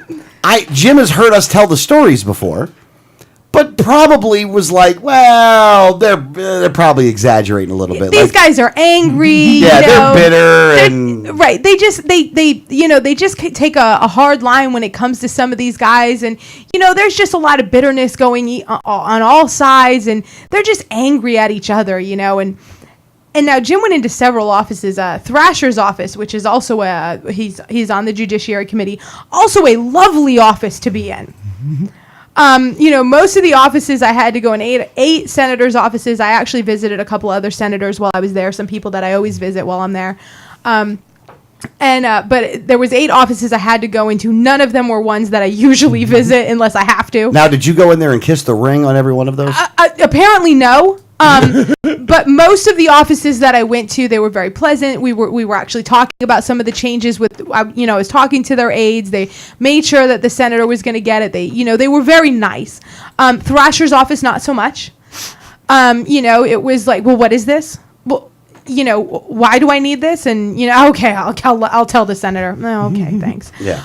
Now a couple of the, and this was a couple of the receptionists didn't realize that it was referred back to the Judiciary Committee. So that was a little disturbing that the people in charge of the schedule didn't know what was going to be on it.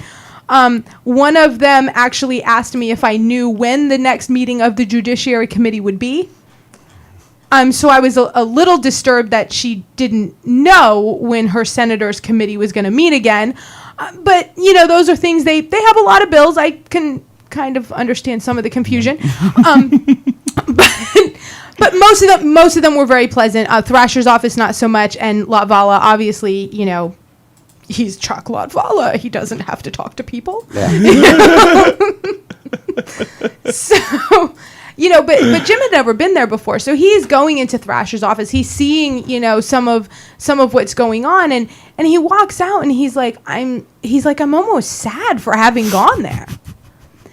He says, as much as you hear that the two parties are the same, because we're in there for changes to stand your ground, and we're in generally Republican offices. So when you're seeing like someone like Jack Latvala going, I support it, and you're watching the changes to basically your right to protect yourself, Jim was like, but he's a Republican. And we're like, yeah, there's no difference. And, he kind of walked out and he was like, it's so sad seeing the disdain that they have for the people. And, that even as a constituent is standing there, that he just had this, I don't need to talk to you. And a lot of the offices that you go into, they have this very arrogant of, why would you be bothering the senator? You're just a person. Yeah. Yeah, that's what it is. You're just a citizen. What do you matter? Yeah. And that's the sad part. What are you peons doing here? Yeah, that's the sad part, is that this is what these people think. When you go up there, this is what they think. And again, we can tell it to you till you're blue. We can tell it to you till you're blue in the face, and we can tell you that, look, there's not really any difference between them when they get up there. And you can go, well, that's just crazy. That's not what they told me. They gave me their cell phone number. How in the heck is that possible? Go up there and go walk the halls. Yeah. Go see it for yourself. Go up there with an issue that you know about really well, because generally they'll be very, very polite and nice. Now, Latvala isn't. I mean, he's a jerk from the start, but he's been up there a long time and has already gotten that preconceived I'm Jack Latvala kind of attitude, where not all of them have. But as soon as you challenge them on the talking points of the issue, they get very angry with you. So it's any time that you tell a senator or a representative, well, actually, that's not what this says. Have you read it on right here on page 3? And they get very, very angry. If you're an informed citizen, you are not well received in Tallahassee. Not by. There's some people. There's some people that are always very nice. There's very few, but there are some representatives that are very nice. Even some of the bad guys. Their staff, when walking in there, are understand that they are, they understand at least that they have to play like the constituents matter. And And listen, there's a few representatives up there that I'm always welcome in their office. I'm always welcome to talk to the member. A representative is called a member. So, I mean, listen, there's times where I'm up there and there's certain offices I know when I go in there, as soon as they see me, I'm going to get right in. We're going to be able to have a great conversation. Someone like Senator Brandis, although I do not agree with him on all the issues, when I get there, it's, he makes time for me, come sit down in the office. What are your, what's going on here? He gives me a lot of information that I may not have known, or, he kind of lets me know kind of the buzz on the floor, what's going on and things like that. There's other representatives. I love going and visiting Amanda Murphy, who's our new representative. She's always very honest with me when I go in there. So there are representatives on, both senators and reps that I can go into at any time, and they're very nice to me. Even on the stuff that we disagree with. Look, again, nobody's ever going to agree with everybody 100% here. Right. It's how you go about it, though. It's how you're treated when you go up there. Because here's the thing. I'd never raise a stink or never raise a fuss in Brandis's office. No. I'd never raise a stink and never raise a fuss in Negron's office. And I'd never raise a stink or a fuss in Murphy's office. I'd never do any of that for any of those people. And the reason is because I disagree vehemently with some of the stuff that they've done, but they treat others with a healthy amount of respect. They're always open to a conversation too. Yeah. Now, whether they take what I'm saying and apply it to their vote or not, they're willing to have the conversation with me, and they're willing to listen to our side of view. And even when they disagree, they're willing to have a very healthy debate back and forth. Well, why do you believe this? And what about this? And what about this consequence here? So I definitely have a very open communication line with several people up there. It's just not the majority, and I think that's what's wrong. I'm not opposed. I'm not saying that everyone has to agree with us, but if we have representatives that aren't even willing to hear out the people, that's a problem. Yeah, that's a big problem, actually. That's a huge problem. Yeah. And again, that's who you have up there. Now, these people always win re-election, so in their minds, they don't think they got to do anything. Right. They don't think they got to change anything because people still vote for them. That we know what that shows right there? That shows that when you say, well, we got to vote for that guy because we can't have the other guy. Why? So your vote is enabling this behavior. Yes. Absolutely. And your lack of knowledge ensures that they're not held accountable for it. You want to know why Jack LaValla has the arrogant, I'm Jack LaValla, I don't have to speak with you. It's because he's winning even with that attitude towards the constituents. Yeah. Because, like most politicians, he can act like a ruler instead of a representative and rule us instead of represent us. And we have a media that is just completely non-existent in this aspect of how the senators and Congress and the senators and the state house reps treat the constituents. Yeah. Their level of disdain should be story number one. It really should be. It should be story number one, and they just don't do it. And it's sad. And until we start eliminating these people from office, this will continue to happen. Well, because they feel like they have a pass. I mean, like I said, Jack LaValla feels like he can have that arrogant persona and that arrogant attitude towards the constituents because no matter what he says, no matter how he treats the people, because Adrian wasn't the first constituent that he's treated that way. I've watched him do it plenty of times. Yeah. So he always wins re-election. So he looks at that as he's got a pass. I can say and do whatever I want. I'm Jack LaValla. What are you going to do? And until he loses an election, he'll always have that attitude. Yep. No, you're exactly right about that. I mean, it's why I'm not going to vote for these people anymore. I'm not going to. There is no lesser of two evils for me. Right. There's evil and there's not, man. And again, if you're the one trait I'm looking for more than any other trait out of a representative is honesty. Yeah. I'm not looking for Look, I'd love to have ideological purity. Trust me, I'd love to have that. But that's not a deal breaker for me. What the deal breaker for me is the dishonesty. It's the unwillingness to discuss things. Look, if you're a person with an open mind and are willing to have a discussion, then I'm hoping that I have the ability to be able to convince to you that my position's right. And you know what? I might be able to do that if you're an honest person. Even in Brandis's office, and I'm in there I pretty much visit him almost every time I'm up there. He'll tell me when he disagrees. It's not like he's patronizing like, oh, yes, you're the best thing that's ever come into my office. Here's my cell phone number. He doesn't do that. He doesn't patronize me at all. He doesn't just agree with me to agree. He'll say, I just don't see the benefit of that. I mean, he's very honest with me. Same thing in Amanda Murphy's office. She'll go, I completely understand where you're coming from, but this is why I feel this way. So even when there's disagreements, at least there's an honest discussion about them. Yeah. It's and again, at that point you're already up there. You're an elected official. I mean, you got your job is to do this. Mm-hmm. Your job is to listen to your constituents and to try to come up with a solution. You're supposed to adhere to the Constitution first and foremost, but I can't understand it. It's almost like you're looking for the fight.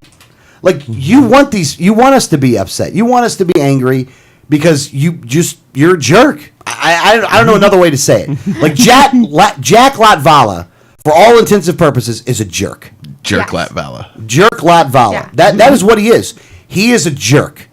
And I don't know about his kid. I've never talked to his kid. But this guy going up there, jerk face all day long. Think about what Gates said. We should hang him.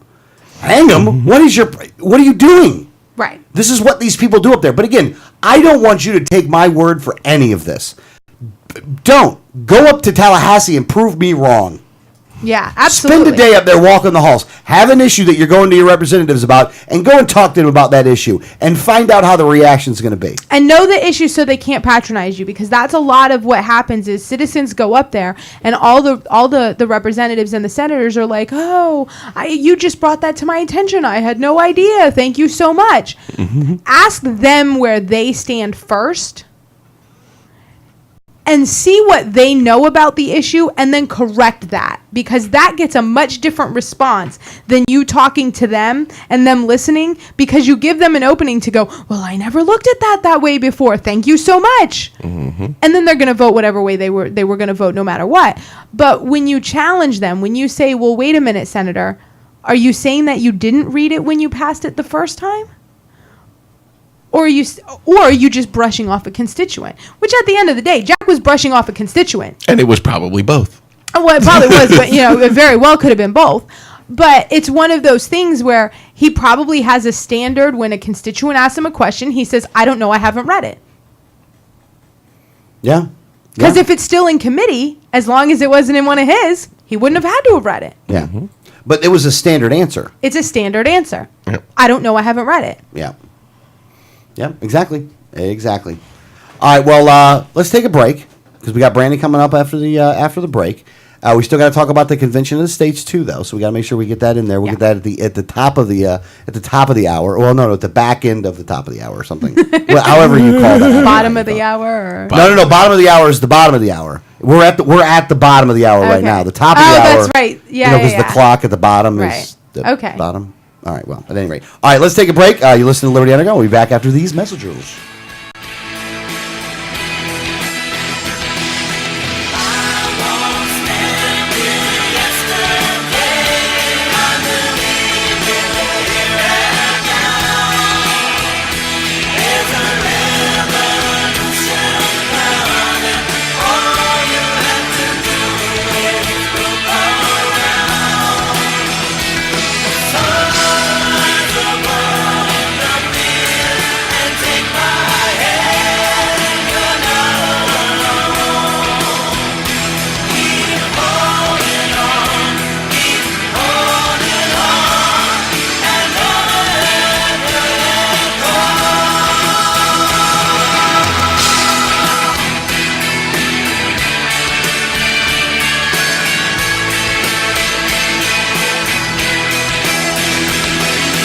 Hi, this is Gary Johnson, and you're listening to the 1787 Radio Network. The Libertarian Party of Florida is excited to announce the 2014 State Convention. Join libertarians and friends from across the Sunshine State to hear great speakers including 2016 presidential candidate Darrell W. Perry, the chair of the National LP Jeffrey Neal, plus Donald Belanti, George Phillies, Wes Benedict, Tony Stiles, and more. Be sure to reserve your seat early for the banquet Saturday evening with keynote speaker Judge Jim Gray. Jim Gray, the former judge of the California Superior Court and author of Why Our Drug Laws Are Failed, was Gary Johnson's 2012 presidential running mate. Arrive early to mix and mingle with friends at the Friday Night Social. All special events are open to the public, so even if you're not a registered libertarian, you are welcome to attend. The convention dates are approaching fast. Join us in Tampa Bay, May 16th through the 18th. Go to lpf2014.org to get your tickets today. Facts about the red light cameras. Fact, you are guilty until proven innocent. The Fifth Amendment to the U.S. Constitution grants you the presumption of innocence. Fact, red light cameras cause accidents. Accidents are up on an average of 40% at intersection with cameras. Fact, cameras punish technical foul violations. Over 80% of tickets are written when the red light is on, under 1/2 second. Join the fight at www.banthecams.org. www.banthecams.org. If you received a ticket in Florida, contact Oropesa Law Offices, 800-774-9883 or tacklemyticket.com. Attorney Oropesa understands the stress associated with being charged with a traffic ticket. In many non-criminal ticket cases, there may be no court appearance, no points, and no traffic school. Attorney Oropesa handles criminal violations, DUI, and license suspension matters. Don't face these serious legal matters alone. Initial consultation is free. Call now and you will be advised about any potential defense, constitutional rights violations, the possibility of having your driving privileges restored, or preventing a suspension from going into effect. If you've been classified as a habitual traffic offender, have a driver's license suspension matter, or a pending DUI case, call Oropesa Law Offices now so you can be advised about your particular case. Call 1-800-774-9883 24 hours a day, 7 days a week, or visit tacklemyticket.com. Main office in Pinellas County and serving all of the Tampa Bay area. Find out more at tacklemyticket.com. Mention Liberty Underground and get 25% off. Liberty starts with a like. Facebook.com/Liberty Underground. You know Going Postal offers shipping with UPS, FedEx, and DHL International, and they're a full-service post office. And Going Postal is not just your one-stop shop for shipping. They offer copying, laminating, faxing, packaging, and they even have a notary public service. Visit our friends at Going Postal at the following convenient locations: Palm Harbor at the corner of Tampa Road and County Road 1 in the Sweet Bay Plaza, St. Pete on 66th Street, just south of Tyrone Boulevard near Publix, and be sure to visit their newest location at 35595 US 19 North at Alderman Road next to Publix in Palm Harbor. When the unthinkable happens, it doesn't matter if you save money in 15 minutes. It doesn't matter if your neighbor has the same insurance you do. In this moment, what matters is the quality of your independent agent and the company that stands behind them. Auto Owners Insurance has been recognized as highest in customer satisfaction with the auto insurance claims experience 5 years in a row by J.D. Power and Associates. For award information, go to jdpower.com. Call Row Insurance in Newport Richey today at 727-376-0030. Welcome back, Liberty Underground Show. If you'd like to call the program, the number is 1-800-525-4032, but we have Brandon coming on, so don't call the number. Don't call because we can't Don't call answer. the number just yet. Not like you get called anyway, but I wouldn't call this program. I heard those guys are jerks. Yeah, they're mean to you. They're just big meanies, though. But working on getting on the line right now is Brandon Jones, and he is with the Global Dispatch. Now, if you have never been to the Global Dispatch, the website You're really missing out, by the Yeah, way. you are missing out. By the way, the website is theglobaldispatch.com, and they are keeping the truth in the headlines at the Global Dispatch, by the way. So, Brandon, how are you doing, sir? Oh, I'm very blessed. Thanks for having me again. How are you doing? Hey, before we get into the news thing, you do have a announcement. Can we talk about it this week? Sure, I guess so. We can jump right into that if you like. Go ahead. Brandon has a little bit of a life change that's going on, I guess you could say. And Brandon, kind of tell everybody about that a little bit, because we'll be talking about it more as the time goes along. Yeah, I mean, I think that it's something that's been kind of on my heart for a while, and my wife definitely wasn't not only not surprised, she was kind of more like, yeah, well, I'm waiting for you to kind of catch up to me, but I've decided that I'm going to pursue my ministry credentials and become an actual licensed pastor.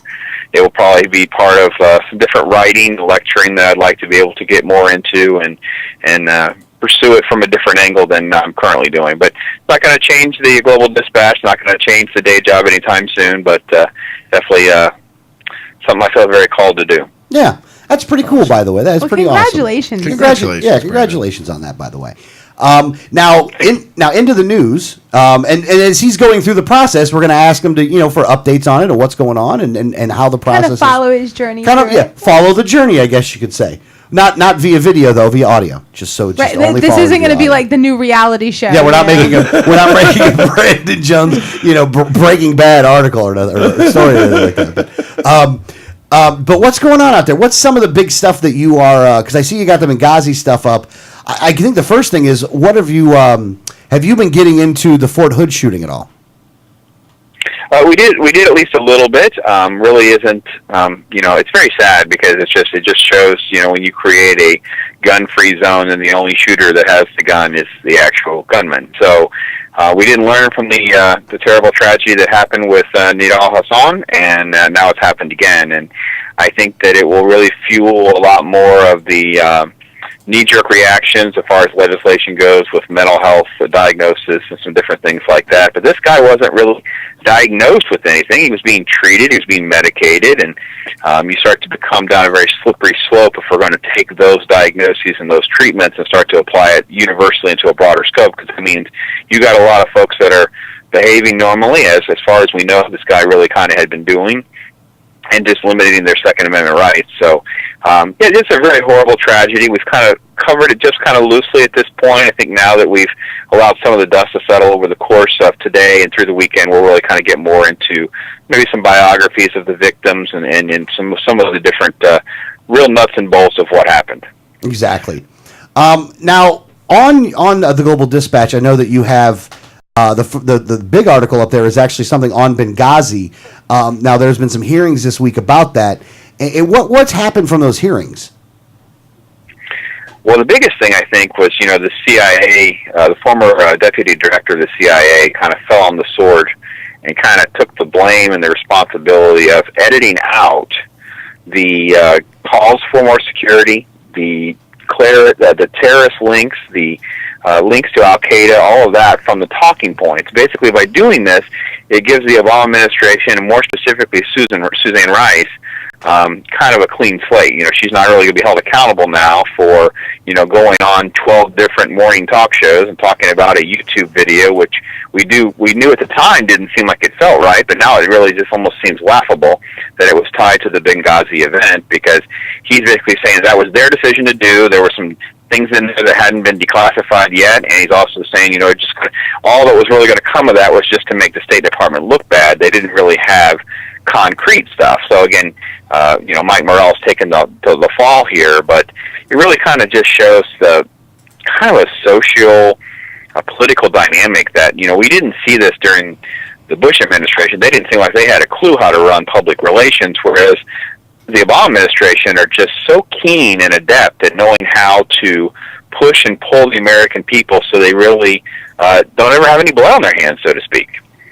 Yeah, it is unfortunate that that's what they tend to do with this stuff, and especially for something that got so many people killed, that you wanted to see somebody actually be held accountable for this, but they're just not gonna be held accountable for it at the end of the day. No, and it's very sad that they're not doing that. Now, one thing that I actually didn't pull for today for us to talk about, but I do see on the Global Dispatch, is obviously we had the Obamacare enrollment deadline was on Monday, and they're touting this as a big win, but in all actuality, it's a very few people that have actually paid the premiums. And you have that story up. Could you tell us about that? Yeah, only about 1 out of 7, 1 out of 8 people have actually paid a premium. So less than 1 million people, 800-something thousand, have actually paid a premium. So while they can have 7 million people, they want to tout these figures that they really can't give us a whole lot of really good concrete data. They throw around numbers, but we don't really ever really see concrete data. So a different study was done. They've kind of done a little bit of digging, and they basically have said that only 800,000 or so have actually paid for that first premium. So really just kind of show that no matter what the government says, we've talked about unemployment numbers, we've talked about, the way they calculate inflation, there's always more to that story. And sadly, this is just another example of that. A long time ago, I was working on someone's campaign. Well, I was actually pretty young, but I was hearing a discussion on someone's campaign, and they were talking about, well, what did the numbers say? And a big strategist said, well, what do you need them to say? And I'll make sure that we can do the math to make it work. Yeah. It's kind of where we've gotten to, folks, and you really need to know that you have to really dig deep. And what the sad part is, this whole 7 million person, it's basically the talking point on any pro-Obama administration website, newscast, and whoever. That's it. They're good. Anything else that's outside of that is conspiracy theory. You're a hater now. You hate Obama personally because he's black. I mean, it's really sad that that's what we've come to whenever it comes to just being critical of the Obamacare Act. Yeah, no, absolutely. And the other thing is this, is that eventually, not that the truth is going to come out, but that it is unsustainable, though. So they're gonna show that this is not something that's going to be a sustainable program. Well, they're not getting enough people to pay to sustain it. Yeah, they're not going to get enough people, and the number of young people's not right, and all these different things that they needed to hit in order to make this work. They're not going to hit these numbers anyway, so they can tout all the stuff they want to, but they're going to have to go back and say, well, only this many people have paid, and only this many people have done this. So these numbers are going to hit out eventually. So their little joy that they had on the first is, I think that they're thinking this is going to carry them to October or November, and I don't think it is. Well, I wish I could agree with you, but again, most of the major pain that America will feel will not kick in until 2015. So when your employers now are starting to pay fees and pass those fees along to you, either directly or through canceling your insurance, is when major Americans will start to really feel the pain of this law, and that is after the election. So, while I wish that more Americans would wake up and see through some of the charade that's going on, the Republicans are incompetent at handling this topic. And when you have the PR machine that's basically, going down this road so full head of steam with the 7 million number, then, the reality of that number doesn't become a talking point. Mm-hmm. Yeah, that's a good point, Brandon. Dang it. We have to do our part to make it a talking point. That's why we're having this discussion. It's our responsibility as a citizen. Listen, I look at this number doesn't add up. And that's what I hope your listeners are going to take from this is, look at the numbers for yourself. Look at what we wrote, check what we did, fact checked us. We can make mistakes too, but you'll see that people aren't paying the premium. It doesn't matter how many people you sign up. Sign up 300 million people. It doesn't make a difference if nobody pays. It won't be sustainable. Exactly.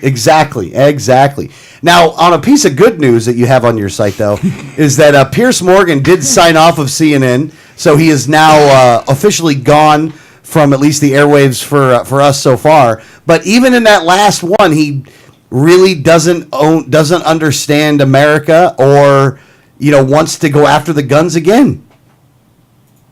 Yeah, he can't really help himself from piling on about gun control, and he really. Even then, it's really sad that he still uses Sandy Hook. I mean, here you have a kid that violated, 85 gun laws and doing what he does, and yet not getting that this is not about, taking away more guns. And he piles on again. God bless Great Britain, and that's how he signed off. So, I don't know, it Piers is one of those high-profile characters, and, it's possible he'll land somewhere. But, yeah, it was an interesting way to go out.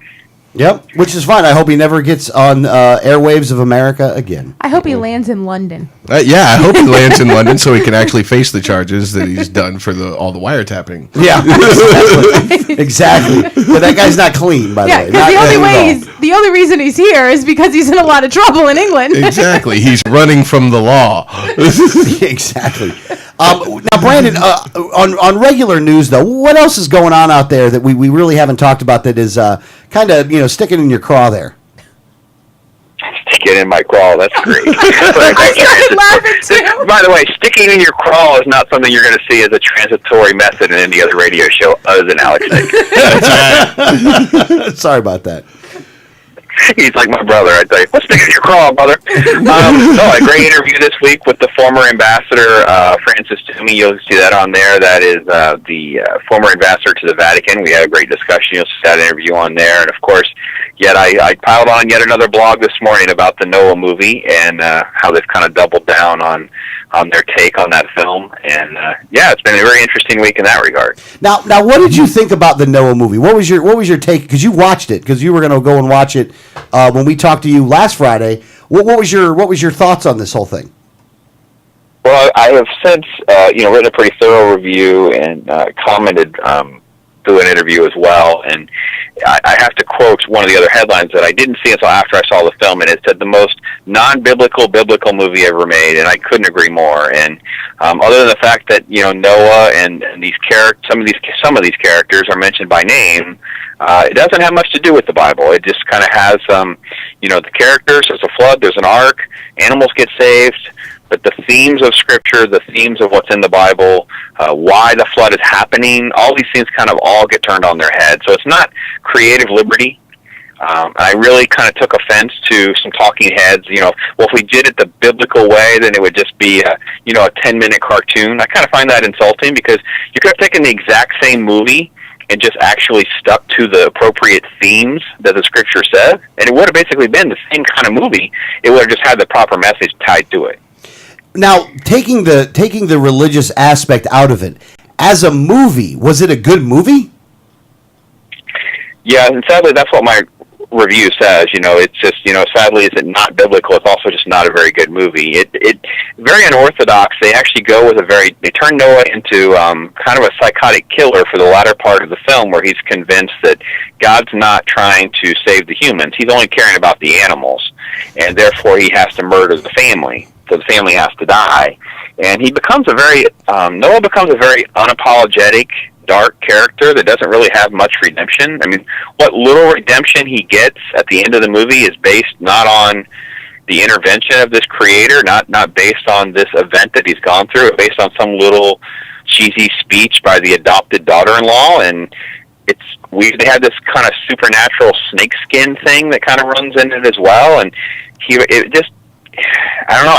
The CGI is really bad. I mean, there's some really bad CGI, these rock creature things that they have in the film. And to be honest, I was mostly let down by the fact that the flood itself was just not that impressive. That's a little bit of a downer. Actually, what's funny is now that we are on the films, though, I did see a preview for this film called, and I think the name is Lucy. Have you seen any previews for this movie, Brandon? I have not seen the preview for that. That's a Scarlett Johansson film, correct? Yeah. The premise of this movie is actually pretty cool. It's a pretty cool premise. You saw it last night. I saw the little trailer for it. Basically, it's saying that people only use a certain percentage of their brains, and what would happen if you used 100% of it. She was kidnapped, and she was forced to be like a drug mule, but then they kind of caught her, and they started kicking her, and when they did, the drugs seeped into her system, and now she's increasing her brain function more and more and more, and the whole movie's about that. And she really turns into this kung fu fighter in the movie itself. But I like the premise though, and I like Scarlett Johansson, so I guess those two things will lend itself to at least having a good preview. Well, she really gets a much more featured role in the new Captain America, so you'll be thrilled with that as well. Oh, very nice. I can't wait. I'm looking forward to that one too. I think that those movies are really, really good. Now, in the because we got to go Walking Dead as well, because it was the end of the season. What did you watch the last episode? Oh yeah, The Walking Dead. I'm all caught up there. We've had 2 stories now about season 5, so folks can go to the Dispatch, hit the TV section there, find Walking Dead. You'll get the latest 2 updates on 3 of the characters have been upgraded to regular, so they're going to live a little bit longer. You'll get a little bit of an idea of what they were trying to accomplish with Terminus, why we didn't see too much, why it was such a cliffhanger ending, those kinds of things. And, I think it was okay. It definitely had a lot of energy in the last 2 episodes. It kind of got people all jacked up a little bit after kind of a tedious season with a lot of character development. But, it was a good finale. And I liked the character development that was going on there. I thought it was needed. I thought it was good. It kind of gave you a more, like a well-rounded view of all the characters that were there. I actually thought that this season was a good season overall, not even a bad season. I don't know that I disagree. I agree with you totally. I think it was an okay season. I think it was one of the weaker seasons because I think that, the way that they've kind of been having just character-driven single standalone episodes is a little bit it's kind of unorthodox with modern television, and we like to see characters going along in a path in more of a linear fashion. Didn't dislike it totally, but it was definitely, it's like we didn't do much with the governor. We ignored him. Then we had this whole big, governor section of the season, and then we kind of go through the whole walking along the train tracks sequence of the season. And the character development was good because at least it didn't kill anybody off. It was, it was good to see. We don't go through 3 episodes of character development, then they die, because that would have been kind of pointless and silly. So it definitely sets up a lot of intrigue for a season 5. It's just frustrating to know season 5 is not coming anytime soon, folks. It's going to be a while. Oh, well, hold on. How long is a while? Well, they don't start filming until next month, so I don't expect season 5 to debut until October. That's the normal cycle for Walking Dead. So right around middle to late October is usually when they'll be back. Not good. Not good. Not good at all. Not good at all. Not good All at these all. shows seem to take like this really long break, and like we've been watching Revolution, but it seems like, you know, they're always kind of, well, like when you have to listen to the end when they're like, you know, this date is when they're coming back, because at the end of every episode it seems like they're skipping a few weeks. Yeah. No, you're absolutely right about that.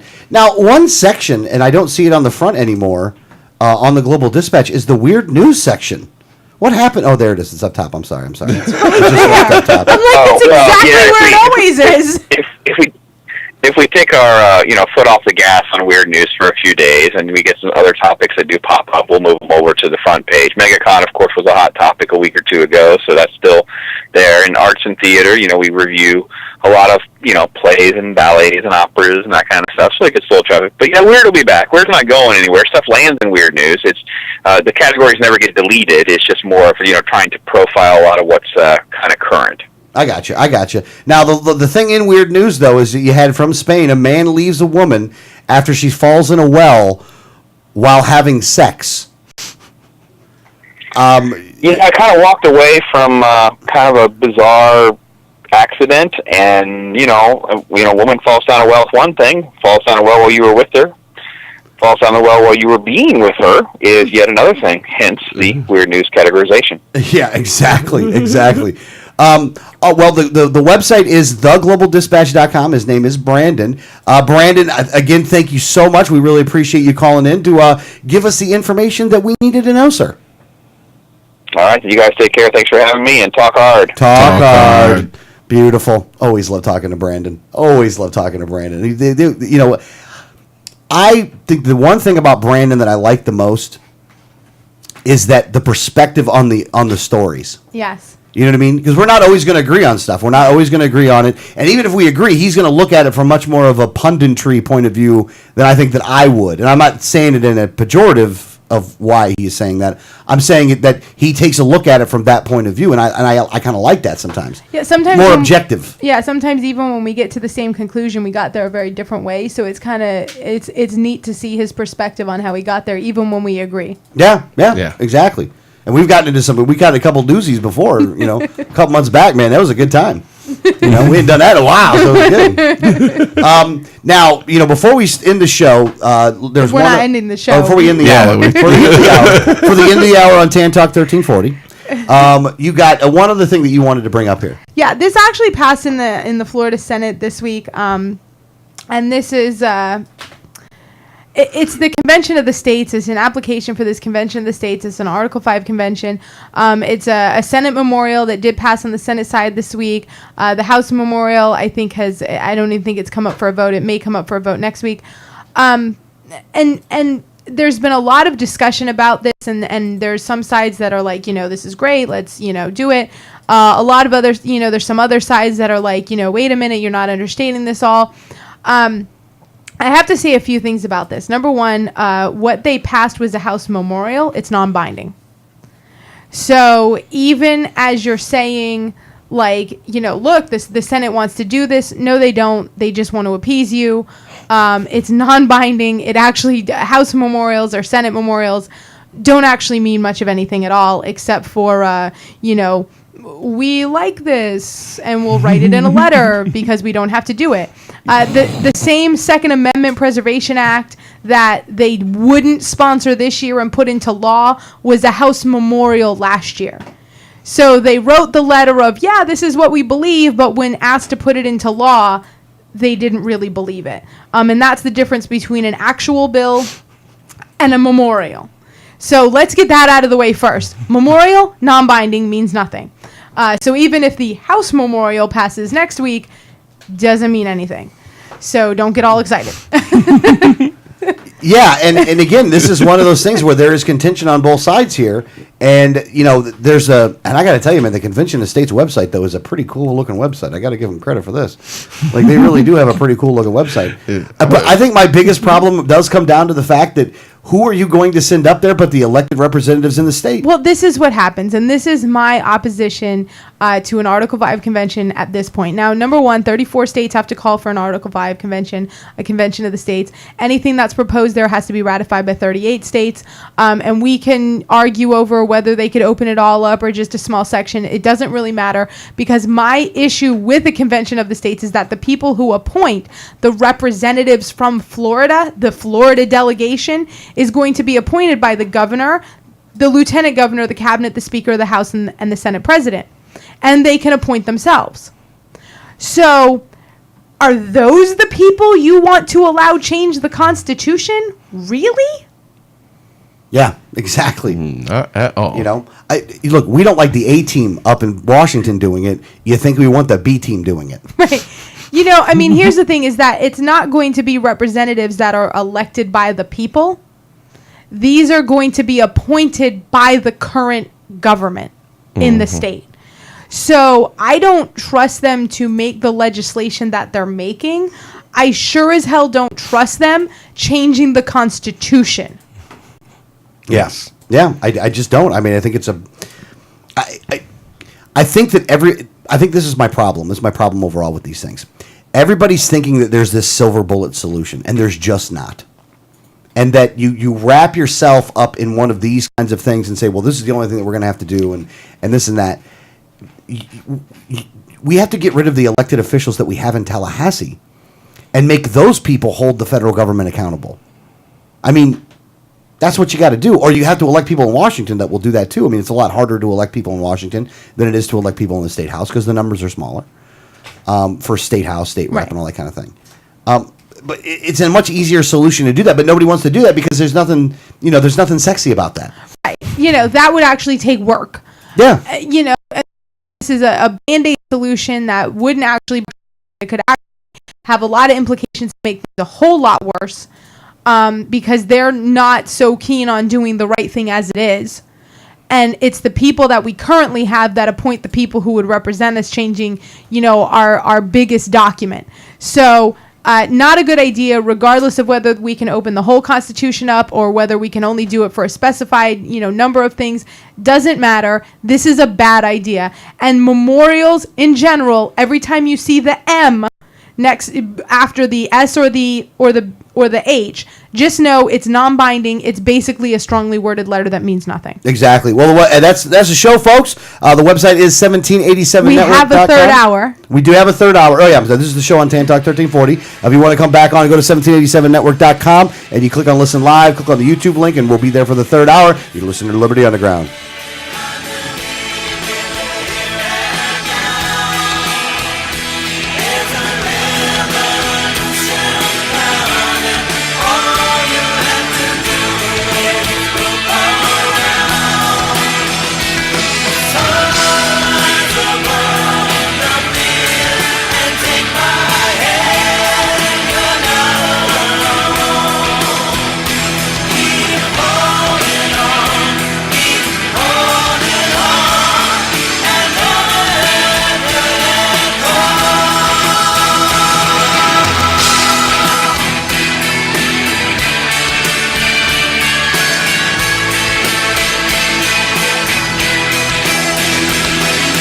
Hi, this is Gary Johnson, and you're listening to the 1787 Radio Network. The Libertarian Party of Florida is excited to announce the 2014 State Convention. Join libertarians and friends from across the Sunshine State to hear great speakers including 2016 presidential candidate Darrell W. Perry, the chair of the National LP Jeffrey Neal, plus Donald Belanti, George Phillies, Wes Benedict, Tony Stiles, and more. Be sure to reserve your seat early for the banquet Saturday evening with keynote speaker Judge Jim Gray. Jim Gray, the former judge of the California Superior Court and author of Why Our Drug Laws Are Failed, was Gary Johnson's 2012 presidential running mate. Arrive early to mix and mingle with friends at the Friday Night Social. All special events are open to the public, so even if you're not a registered libertarian, you are welcome to attend. The convention dates are approaching fast. Join us in Tampa Bay, May 16th through the 18th. Go to lpf2014.org to get your tickets today. Facts about the red light cameras. Fact, you are guilty until proven innocent. The Fifth Amendment to the U.S. Constitution grants you the presumption of innocence. Fact, red light cameras cause accidents. Accidents are up on an average of 40% at intersection with cameras. Fact, cameras punish technical foul violations. Over 80% of tickets are written when the red light is on, under 1/2 second. Join the fight at www.banthecams.org. www.banthecams.org.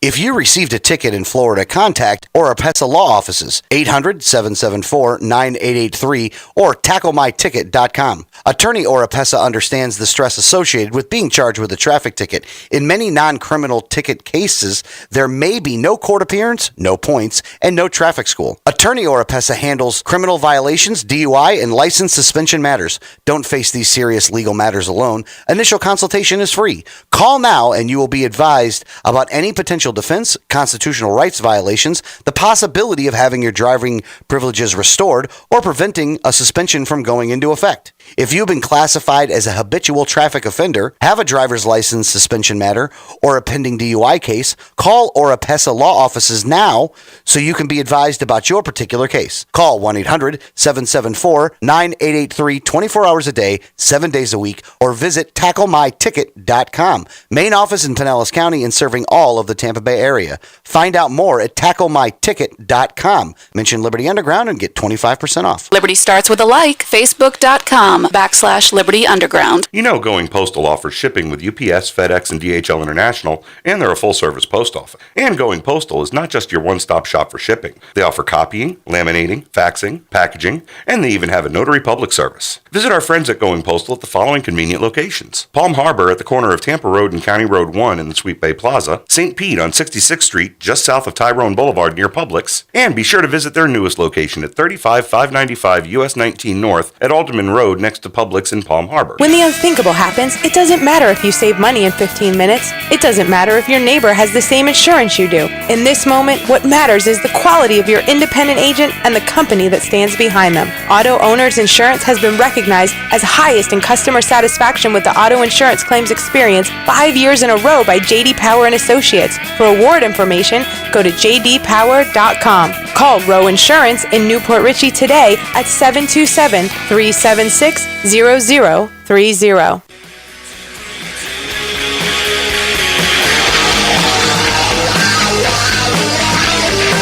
Welcome back, Liberty Underground. If you'd like to call the program this hour, the number is 1-800-525-4032. That is 1-800-525-4032. Refresh Telecom lines. They won't sell your information to the feds. Please buy them. Well, don't buy the company. Well, don't just buy a the product. company because we actually like Dave. He's a great dude. I mean, like, don't buy him out. He needs to make a living. But buy his service because he will stand up for your rights. Yes. Buy Yeah. the product. Yeah. I absolutely. Now let's do the PPP right off the bat. Because I know we got a lot to get to today, so let's do the PPP first. Okay. I don't want to stop what we're doing. Okay. To go back to the PPP. That's fine. So let's do. Is it? I thought we were going to do that at the end, but that's okay. Well, see, you wrote up there 11:15. That's PPP. always there. I don't erase it. Well, how do you expect me to know that? No, that's fine. You didn't know. I'm just trying. I'm not mad at you. I'm just trying. Nah. Okay. All right, so we're making our weekly call to public policy polling. Calling Dean. Let's see. Is Dean going to pick up?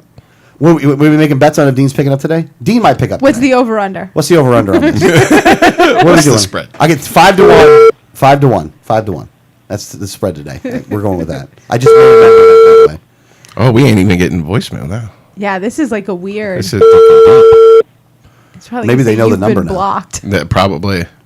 He's probably like, I'm tired of getting calls on my voicemail. From You would these think he people. would find it kind of funny, like Right? my weekly It's like his call. Friday laugh. Yeah. Come on, Dino. What's he doing here? It's not even going anywhere, is it? I'm going to turn this beep down. Let's see here. Come on. We got to get this guy on. Dean can't come to the phone right Here now. we go. Please leave a message. Dino, you're live on the air. Well, you're not, but your answer machine is. This is Alex Snicker, Like usual. Liberty Underground Show. Danielle and Greg are here. Say hi, guys. Hi. Hi, guys. Hey, we just wanted to once again remind you that the next time that you do a poll for governor of Florida, that you include Adrian Wiley in your poll. Again, We've seen the stats that are coming out of Florida right now, and he definitely rates that you do this. And again, you were saying people aren't calling you. We're calling you every People week. weren't suggesting it. Well, suggested. Yep, suggested. Just we're putting that out there for you. What you do with that is your business.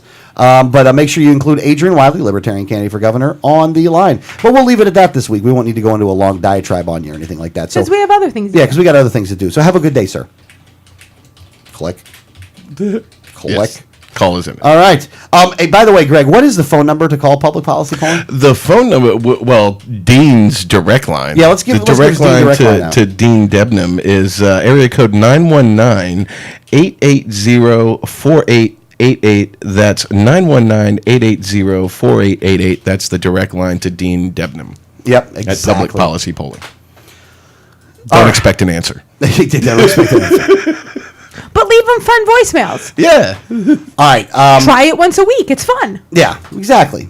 Now, the next topic is one that I do think we're going to end up dedicating the rest of the show to. Yeah. Now, I want to preface this with one thing. Because I have a preface too, so go ahead. Well, maybe it's the same as mine. But we are always ones to say that we're principle first, that we're not party firsters, that, no matter what happens, we would call out our own if they were to do something, kind of over the top or have a position that we vehemently disagreed with. And we've always been honest about that, but we really aren't challenged on that very much because most of the candidates that we have are actually, pretty great representatives of the party. Well, look, they have positions that happen from time to time, and we have challenged them. Yeah. And publicly. Now, I will say that we probably act in a more clinical manner with our own candidates than we do with some of the other guys from time to time. And let me just say it like this too. I absolutely love libertarian candidates and third party candidates in general. I have an affinity for those that have decided to run for office and step outside to do it, and really to put themselves out there to do that. So those people should be commended for doing that. Let me just say that right off the bat. However, that appreciation and that appreciation for running for office does not equate to silence on an issue when you're wrong. Right. That when you're wrong, you're wrong. And look, and these issues that we're going to bring up today, at the end of the day, for me, would not be deal breaker issues. The actions following these things are deal breakers.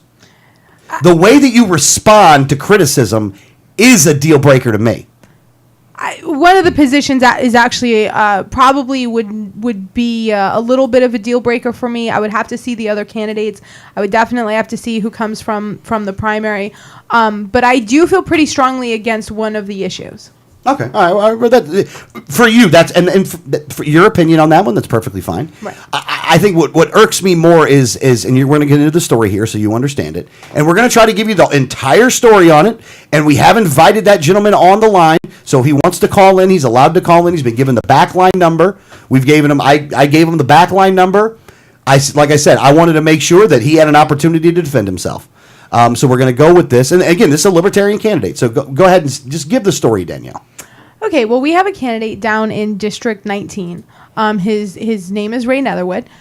He had put out a position piece, and I guess this is a position piece he wrote a while ago, and just not something that he had used on the campaign trail. I think this was written almost a year ago.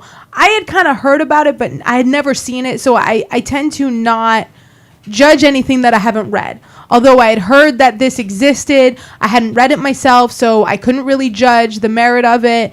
But he decided, Mr. Netherwood decided at a campaign event down at the Lee County Libertarian Party that he was an invited speaker. He was an invited speaker. They were very happy to invite him. Absolutely, looking to see, give him support and things like that. He decided not to give the usual campaign speech, but instead to go back to this policy position piece that he had written a year ago and actually not even talk about it, but just read it verbatim. Yeah, read the policy position verbatim.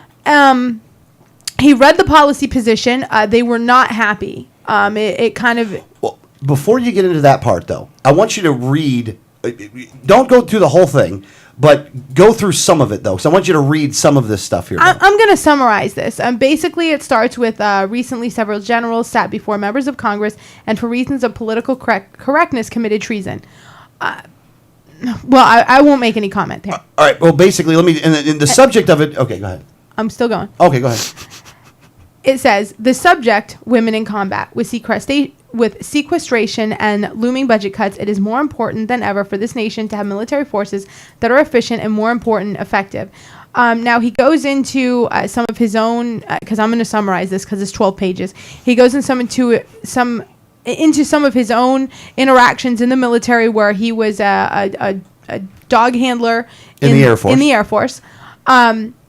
And that there was some special exceptions made to allow women to go into the same field. But because they couldn't physically handle the big German shepherds, that beagles were placed in their place. So women were allowed to train the beagles, and men had the others. Now, one of his complaints, if you don't mind me keying in a little bit That's here, fine. one of the complaints when it came to that is that the beagle assignment. It sounds kind of funny, but the beagle assignment was considered a kind of a plush job, and that because of the women that were in there, they got all the plush jobs, and that it was never times where the guys that were handling like the big dogs were able to kind of switch out. You know what I mean? And it wasn't the same all the way around, so you couldn't just, if it was a woman dog handler, that she wouldn't be able to do all the same things that a man dog handler would be able to do. Right. I didn't. That's not how I read it. I read it how dog handling in general was a plush job, and women were taking this plush job away from men who could have had it, who could have handled the bigger dogs. The smaller dogs were the plush job. Oh, I didn't see that in there. But that's fine. That doesn't matter. A little bit up there, right there is where you see that paragraph. Who could only any woman that became a dog handler automatically won up with a. But he says up here that it was a plum assignment no matter what. But it doesn't matter. Okay. We're getting into semantics. That doesn't matter. Okay. He also goes into basically on an Air Force base. That in a clinic, in a medical clinic, several women would get pregnant, and then they would have to be they would be kind of treated with kid gloves because of their fragile state, medical state, and that eventually then they'd have to go on leave, so they'd be on leave, and then now someone else has to kind of make up the work for these women who got pregnant. Yeah. Now, and the other thing that he's talking about here is that there is a double standard in the military. Is that there are two, like if you're doing physical fitness trainings and things like that, that what you're doing is you are, what's the word for it? When you're doing physical fitness trainings, you have to do so many push-ups, you have to run so fast, you have to do so many sit-ups, you got to do so many pull-ups, whatever. And that what they do is they have a different set of standards for men than they do for women.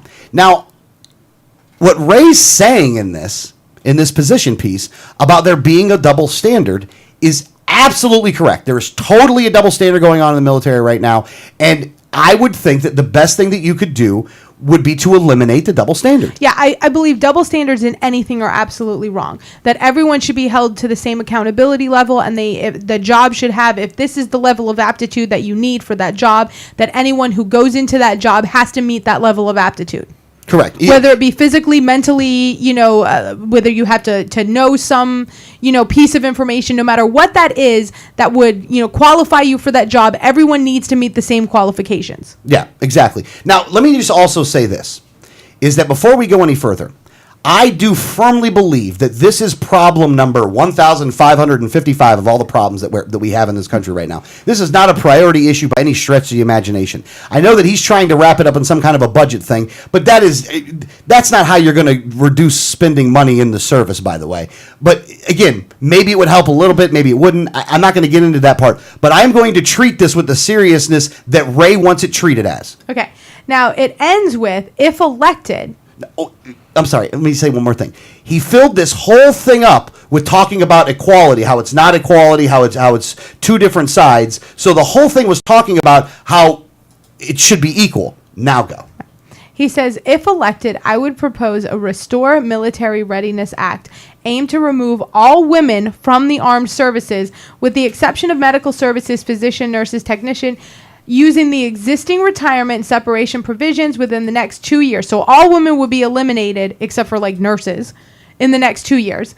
I would seek an immediate stop to any active recruitment or retention of women. I would seek an immediate reinstatement of the policy of separation for pregnancy. Furthermore, I would support a provision that would give any money involuntarily separated from active duty I would support a provision that would give any women involuntary separated from active duty a one-time overriding preference for civil service positions for which they are qualified. And at the end of it says, now, does anyone want to have a serious discussion? Well, Mr. Netherwood, candidate. Well, hold on. Oh. I was finishing the Lee County story. You Oh, okay. told me to go into the position piece to finish the Lee I County got you. story. Well, let me just say this. I do want to have a serious discussion. Go ahead. Okay. So he goes into Lee County and reads from this. And in about page 9, at about page 9, someone interrupts him and is like, I'm a libertarian. I don't believe this. It was offensive to some people. It was very offensive to a lot of people. So as it was an offensive thing, he actually got quite angry with the people who were offended by it, and he left. Yeah. So when he left, he decided to post a meme on Facebook basically saying, I refuse to be silent. It has a Martin Luther King quote. But he basically attacks the party a little bit here. Read what he wrote. This is what he wrote. Well, getting to see firsthand the difference between a book club and a political party. Narrated a position paper on a military budget cut that involved women in combat / military. Interesting to see libertarians fall apart when put to the test on the notion of equal opportunity versus affirmative action. The concept of military readiness also lost on some, especially those who have never served. Being able to differentiate between a position paper and one's platform, how hard is that? My biggest platform item is that we're living lies across a whole range of things. Either you're part of a solution or you're part of a problem. I choose the former. You know what? He's on the line right now, so we're going to let him come in at this point and talk about this. So, okay, go ahead. Have you transferred him over yet? All right. So he's on the air. Okay, Ray, you're on the air. Please go ahead, sir. Hello? Yes, you're on the air. Hi, Alex. How you doing? Doing all right, I guess. Go ahead. I don't know what I just called and got on. What is? I got you. Well, what we're discussing right now is your position paper and the serious discussion that you wanted to have as related towards women in combat. And we are also discussing the situation that happened on, believe it was Wednesday night, at the Lee County affiliate, and that the quotes that you have posted in a derogatory fashion towards the Libertarian Party, and that you were looking for a serious discussion. So I guess the first thing we can do is, can you explain your position paper and why you come up with the solution that you come up with on that? Well, you managed to do 8 years on active duty. I managed to do 20. And after that, I was even associated even longer through marriage. And I think it's an issue that it's not something no one wants to talk about. So it's a position paper that I wrote. It certainly isn't a campaign platform, but it's a position that if we're serious about protecting ourselves, if we're serious about military readiness, if we're serious about seeing where we could perhaps make some reasonable cuts in the defense budget, that's a place where we could start if we wanted to have that conversation.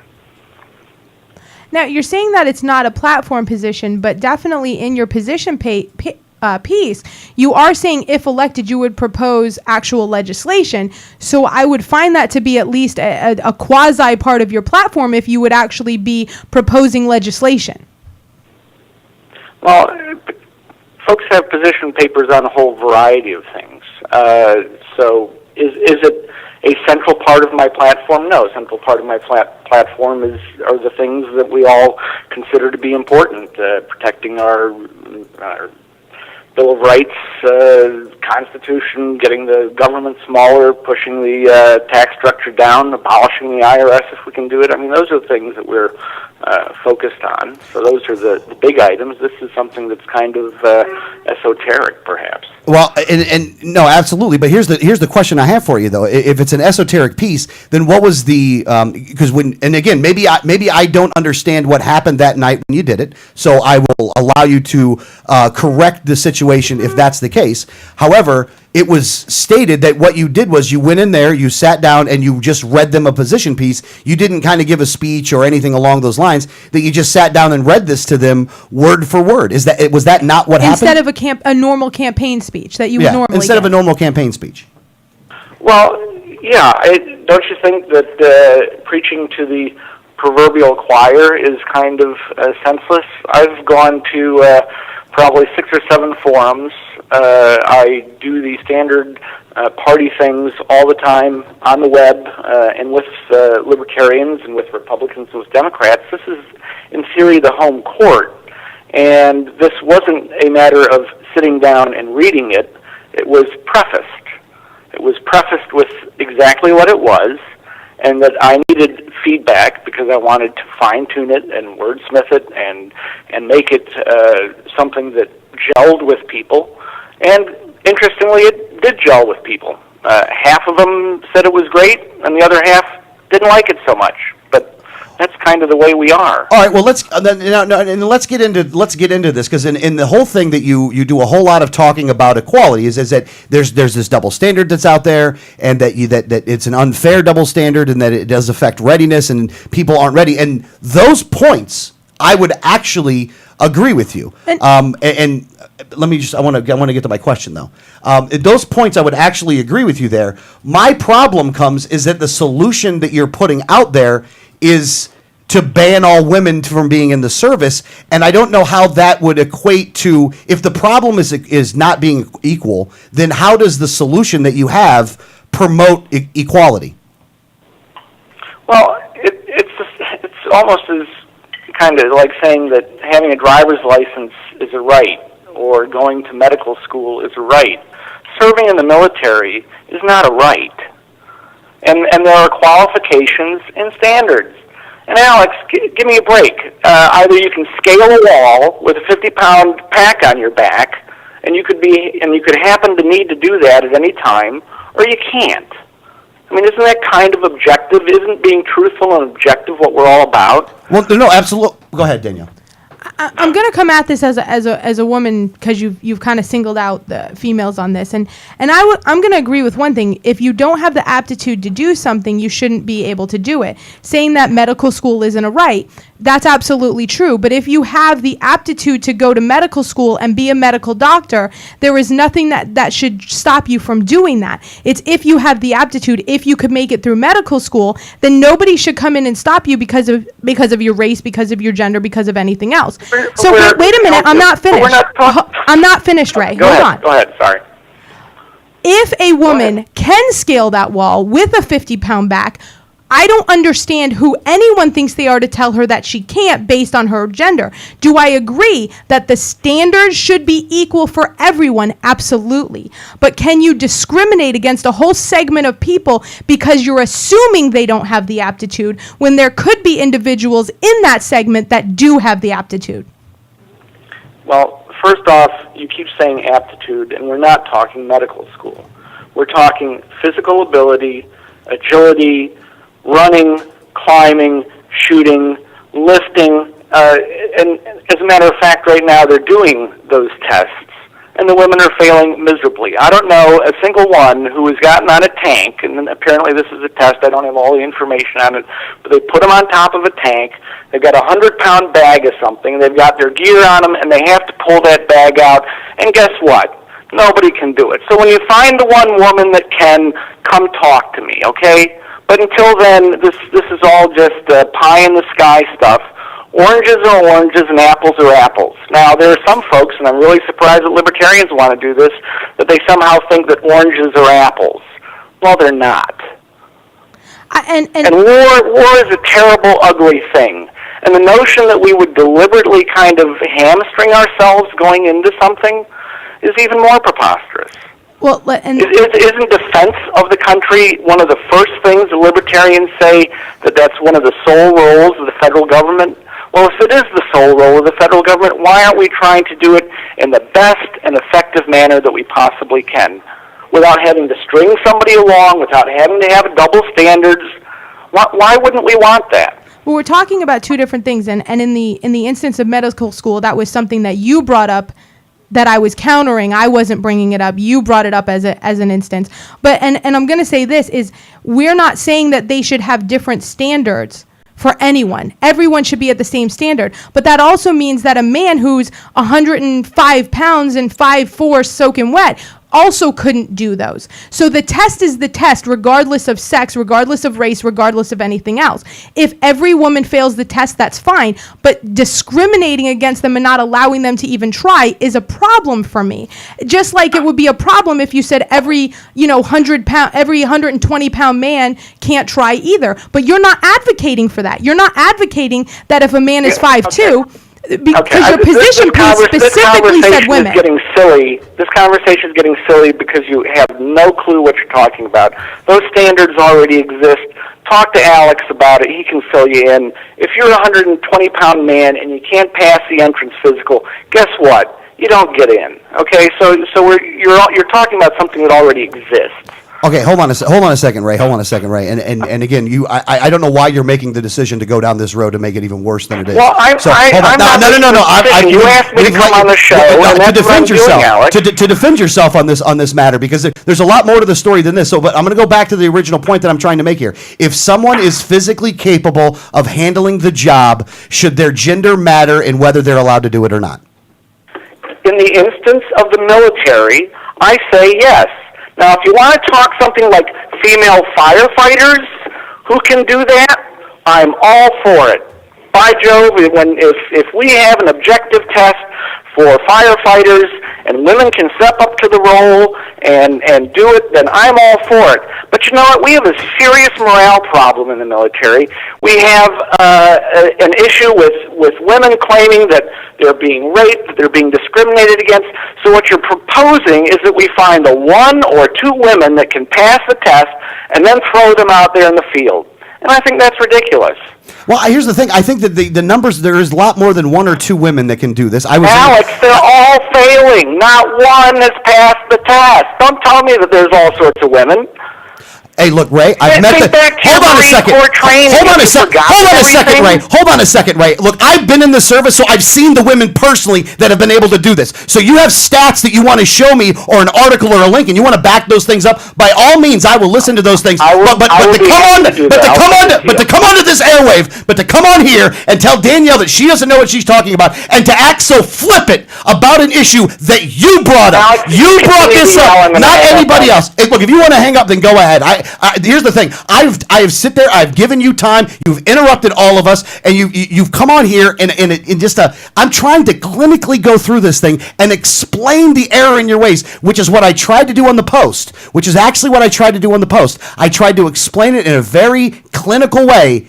And you deleted it. Now, the one thing that you did in the response back to me is that Adrian and Lucas would not tolerate something like this. First off, it's not on them to tolerate or untolerate anything. And the second thing is, I've actually discussed these issues in a public forum on issues I disagreed with both of them. And both of them have gone, you know what? Either I'm defending that position or I'm not. And some of them, sometimes they've defended the position, and that's quite all right. I don't mind there's being disagreement. What I mind is the fact that you say you wanted to have a serious conversation about this. The second that somebody brought to you a serious conversation, you deleted it.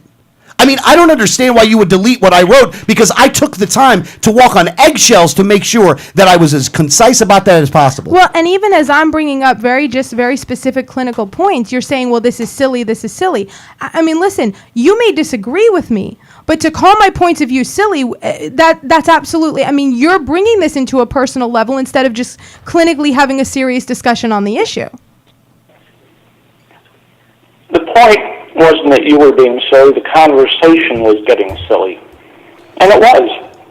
You were bringing up things that already exist. You're talking about standards for a 105 or 120-pound man and trying to make a case on something that isn't a case. It just doesn't exist. Then that means that if the standards are already there, if the standards are already equal for both men and women and everybody there, then your position piece was really kind of a moot point because the standards already exist. Well, hold on a second, though. There are different standards right now as it stands. What I'm saying is he's not advocating for making equal. What he's saying is, are you saying that there's equal standards for all men, but not for all women? What I'm saying is you can't say it's equal and not equal at the same time. Well, I knew the point. I do know the point he was trying to make there is that for the men they're all the same right now. The problem is there's a double standard. But he's not advocating for just making them equal all across the board. Well, no, and that's the problem that I had ultimately with the position. And that's what I'm saying. Well, the position itself, and you've made it clear, you are defending the statement itself, is that you think that they should really just kick all the women out of the military. There has to be a grace period in the medical professions to turn it over so that more male nurses, more male physicians can get in.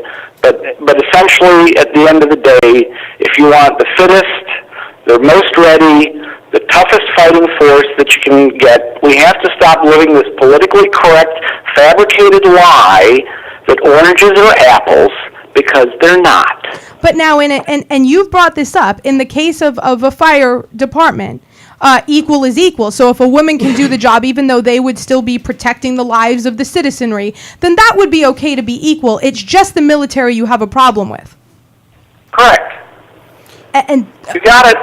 I got you. And then the last question was, I guess, and here's the last question that I have for you then at this point.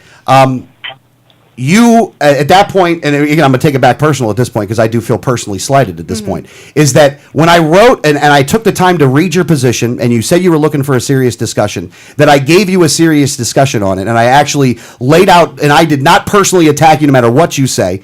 I was courteous. I was professional in my response. I disagreed with you vehemently, but I did do that. Why would you delete that?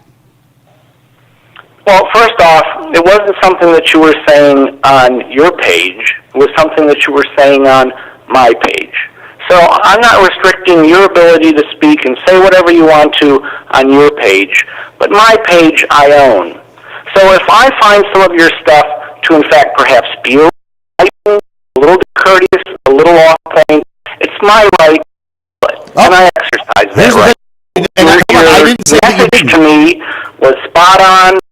Appreciate it, and personally that's how it should have gone, because there were a lot of, let's say, a little bit of finger pointing and use instead of talking about the notion of what happened and the merits. It was an attack. So you say it wasn't. I consider that it was. Well, and nobody is denying your right to delete comments on your own page. I think the justification that you use, that someone like Lucas or Adrian, Alex wouldn't have done that to, is absolutely false, because he has. So have I. So I think your justification for it when the discussion got private, your justification for it was absolutely wrong. Yeah, and the last thing too, and the one thing that I think irked me as well, though, is that you were almost in the original post that you put in there, is that you were saying that if somebody was basically taking a position against you, that there was some kind of book clubber. And I want to make it very, very, very, very abundantly clear, is that there is probably not a libertarian in Florida that wants to win elections more than I do. And I understand the problem with the people that do book clubber things. Typically what the book clubbers do is they put out esoteric pieces that don't have anything to do with legislation that we're currently doing right now, which is what you did. So, I mean, I don't understand that part where you're going to say that, well, the book clubbers are all a problem, when you put out problem number 855 right now of all the other problems that we have going on right now. I felt slighted as a member of the LP, like you were talking down to the entire population, when your point that you're making is not one that's even a high priority, admitted by you on this show today. As the discussion was prefaced at the meeting, the military has a $150 billion personnel cost pool. And if we can pull 5% or 10% out of that, that's a real savings of $7.5 to $15 billion. So it was started out as a budget issue, but it's much more than that. Don't we want to reduce the military? Isn't that something that we're always saying? So that's how the whole thing started out. Here's a budget reduction issue that we could actually get our hands around. It's not going to be popular, but if you're serious about rigging this, if you're serious about reducing the budget, here's an option. It's not, and also, like I said, it's not the main part of the platform. It's way out there in the weeds, out in the left field. But the notion that it's gotten people talking and thinking, perhaps not a bad thing, Alex.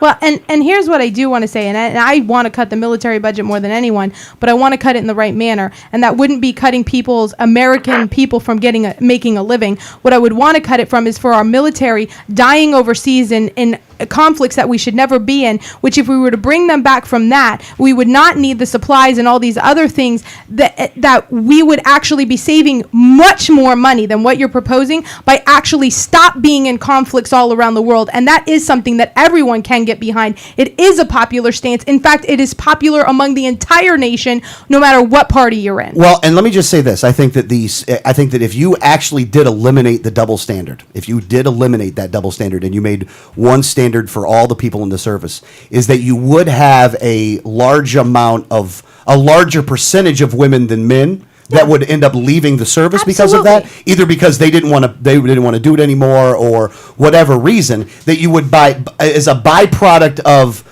having equality, of having one standard for all, that you would have less women in the service. Because look, there are physical differences between men and women, and that those physical differences do make it so a larger percentage of men would be physically able to actually do those things, where there's a smaller percentage of women that would be able to do those things. Absolutely. And that, and a lot of times people work to the standard anyway, though. And that if they knew that the standard was actually this, that I think you'd have more women actually working to that standard, and more would go, well, look, if I can't do that to even get in the service, then I just can't get in the service. Right. But my problem, I think my overall problem was delivery on it, at least from the way I read it. And the second thing for my other problem is that while you talked about equality in the beginning, that the solution did not match the problem. Is that the problem you were talking about was inequality, and that solution was inequality, though. And that's where I thought that I really had the largest problem with it. I'm sorry, Greg, go ahead and then let Ray talk again. I'm sorry. Well, I'll let Ray go ahead and rebut that, because I haven't said anything yet. I'll say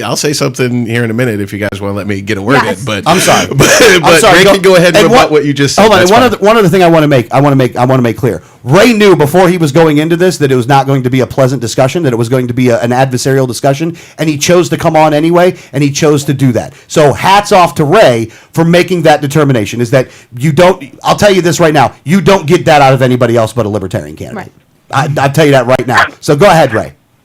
Touche. No, Alex, we're sort of kind of on the same page, because you've been there, you've done it.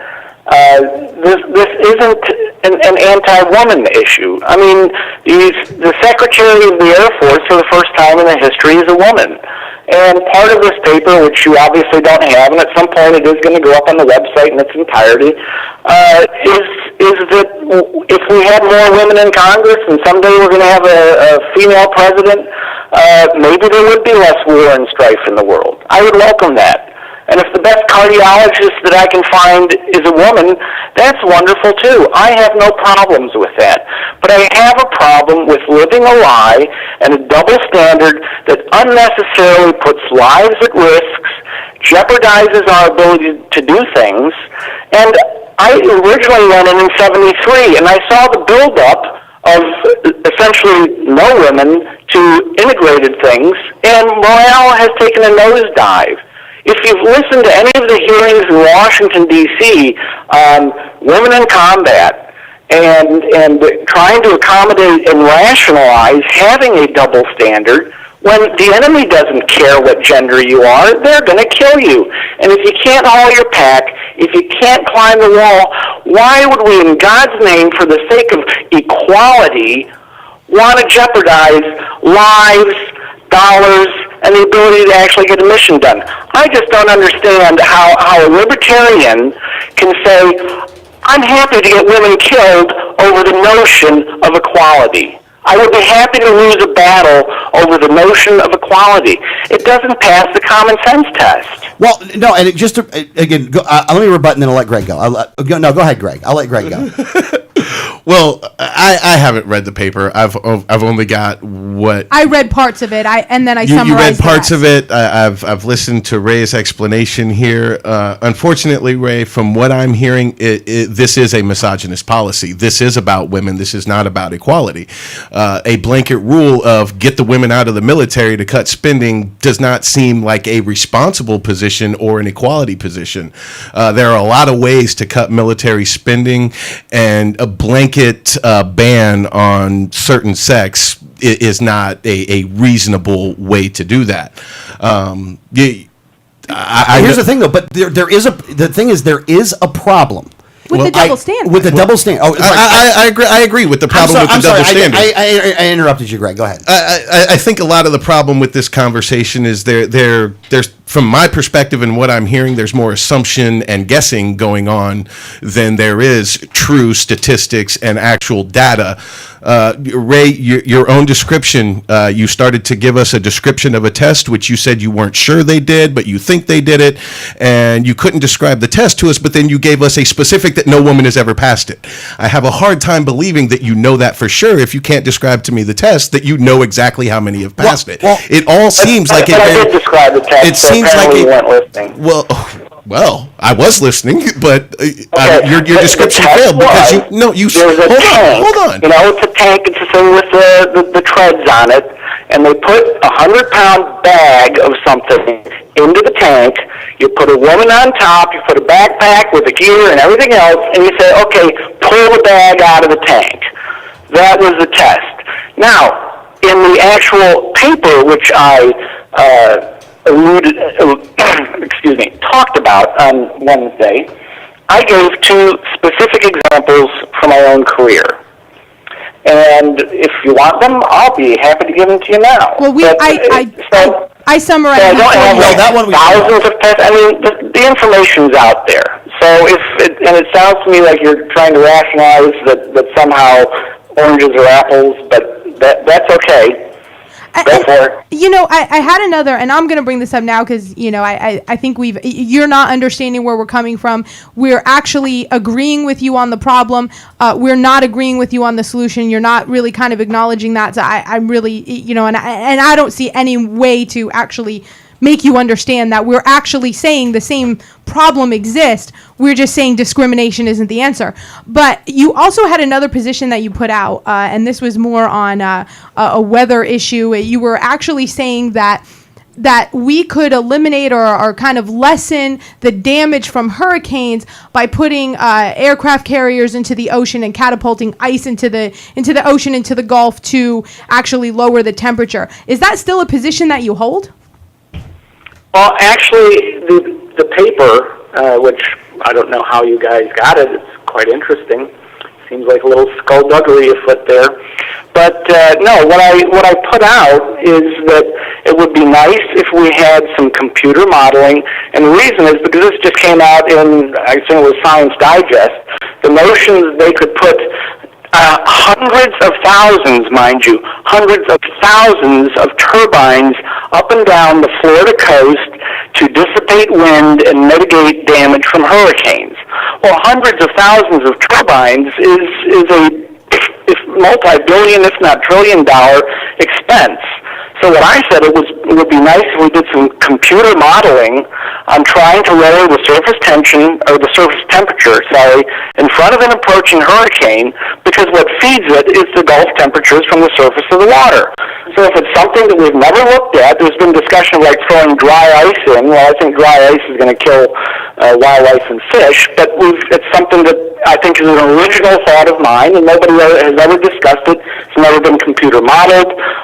And if I get to Washington and I have some time, I'd probably ask the NOAA to take a look at it and do some computer modeling, see if it has any merit. Now, and I don't know if you know a lot about wildlife in the ocean, but anything that would drive the temperature down in a very quick manner, like ice, not that I think that you could have a nice ice in the Gulf to actually lower the temperature, but would actually also kill the fish. So whether it was dry ice or regular ice, it would still kill wildlife. Because of large movements in temperature? Yeah, a large drop in temperature would kill wildlife. But, and just so that I'm very clear, I don't think that there's enough ice that you could make on an aircraft carrier to actually accomplish what you're saying. But even if you were to accomplish it, which I do think is impossible, it would actually hurt just as much sea life as dry ice. Yeah. Now hold on, and let me just say something. Let me just say something else first, because I do want to go back to the other subject though, for just a second. Is that I think that the difference comes into play is really the again. And this happens a lot of times with other people. Is you have multiple people that will recognize the solution. In the position paper that he did put in there, he did list personal experiences to the reasons why he was holding the positions that he's holding. And this is not to defend on this one, but I want to make sure that I'm making it abundantly as clear as possible. I understood the positions, and I understand the point of the double standard on this. And I think my overall problem there was, in the part that, and when Greg says, you know, it's you know, looking just a little bit like misogynistic, whatever he used, is that the solution is the elimination of it. Now, if the solution was to eliminate the double standard, I think you'd have everybody in agreement with you here.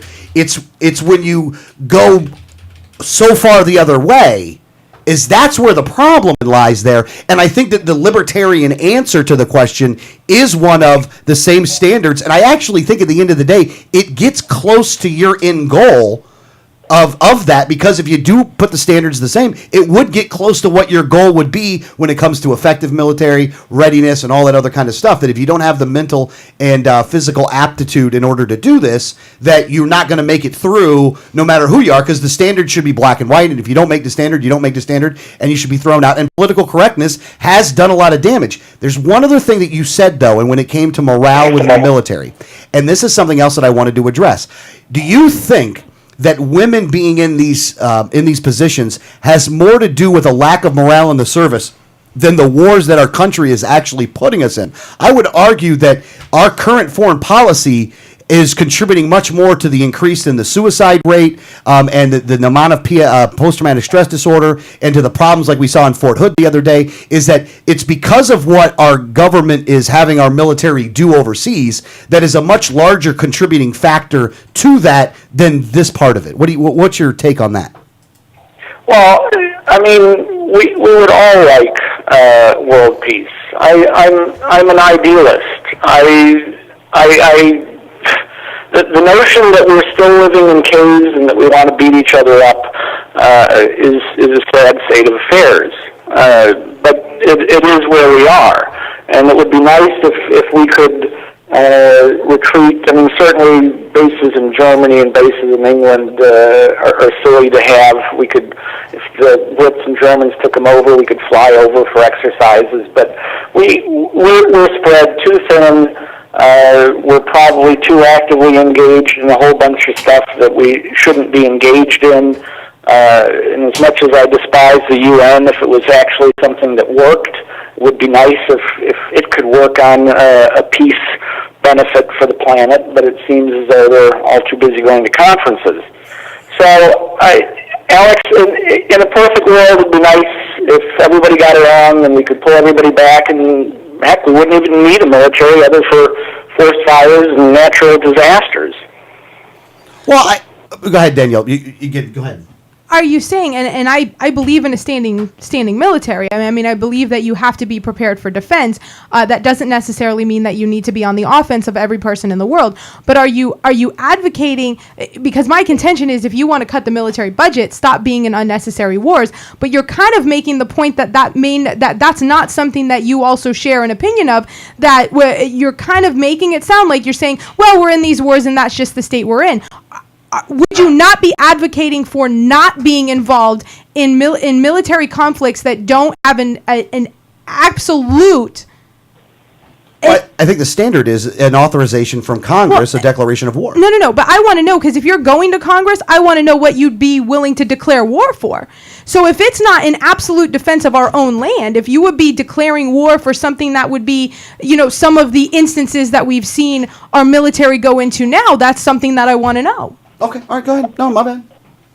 Yeah, I thought that in the previous statement I said that we are spread too thin, that we should get our noses out of, I think this is the quote, that we should get our noses out of a whole bunch of places that we shouldn't be in, that bases in Britain and bases in Germany we should close down. We can shrink the size of the Department of Defense, and that we are spread too thin and we have our noses in too many places. So absent a direct attack on the United States, or let's say a NATO signatory, which we've said that we will consider that an attack on ourselves.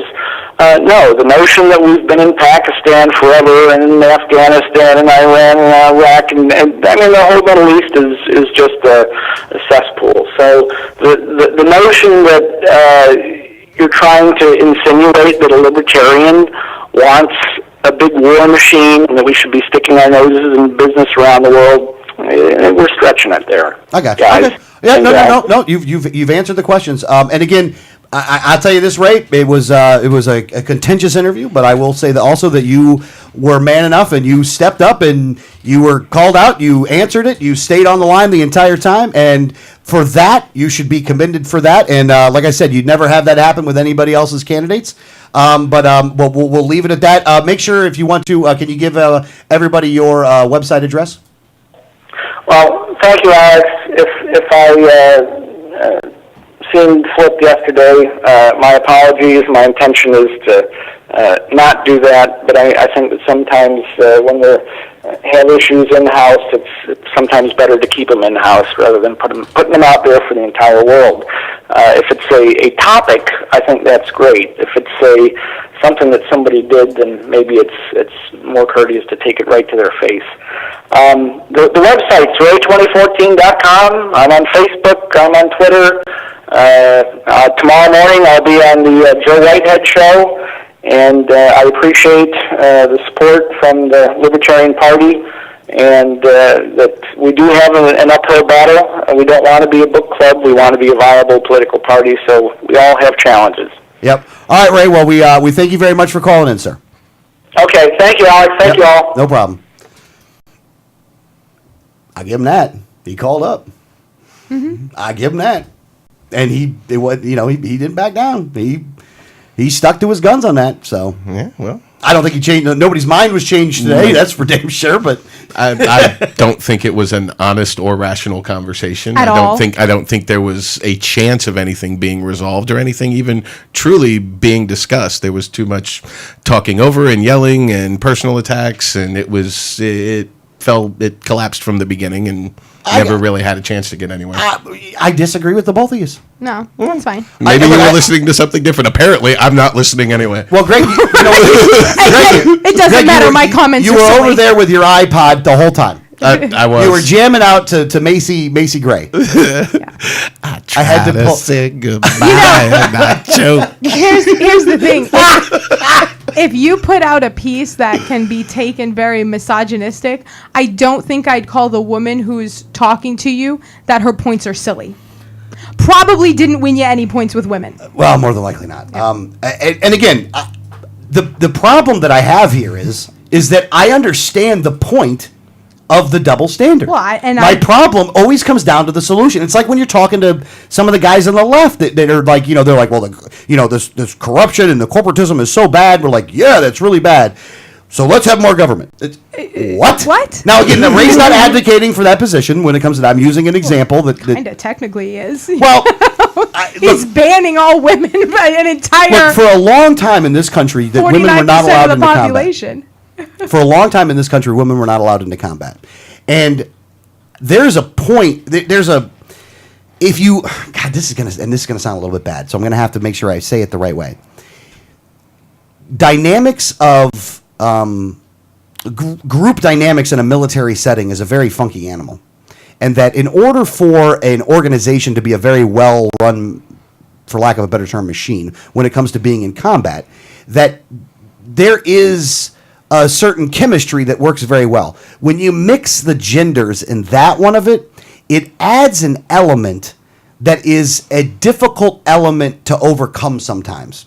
And that the element is now we have a sexual attraction to one another. It's the same reason they were using for gays in the military, even though I think that it's still, that's a dumb argument. But for the women in there, I do say that it does change things. Now, does that affect readiness in a major way? If done correctly with the right leadership, I would say that it doesn't. However, things can get out of control very quickly. I was never in a unit. When I was in the military, I was never in a unit that had women. Never. I was not in one unit that had women. There were women on the base, and there were women in like other divisions and stuff like that. But they were very far removed from the division. Like if you look at like the military, hierarchical tree or whatever, I'm over here and they're over there. You know what I mean? Like I was part of Bravo Battery, which was like a 30 or like a 60-man unit, right? Bravo Battery was part of 1st Battalion, 10th Marines, and that was like 1,000, probably 1,000 person. No. It's a couple hundred there. So 250 there. I was part of 110. That was 1,000 people. Now, for all those 1,000 people, there's not one woman in the bunch.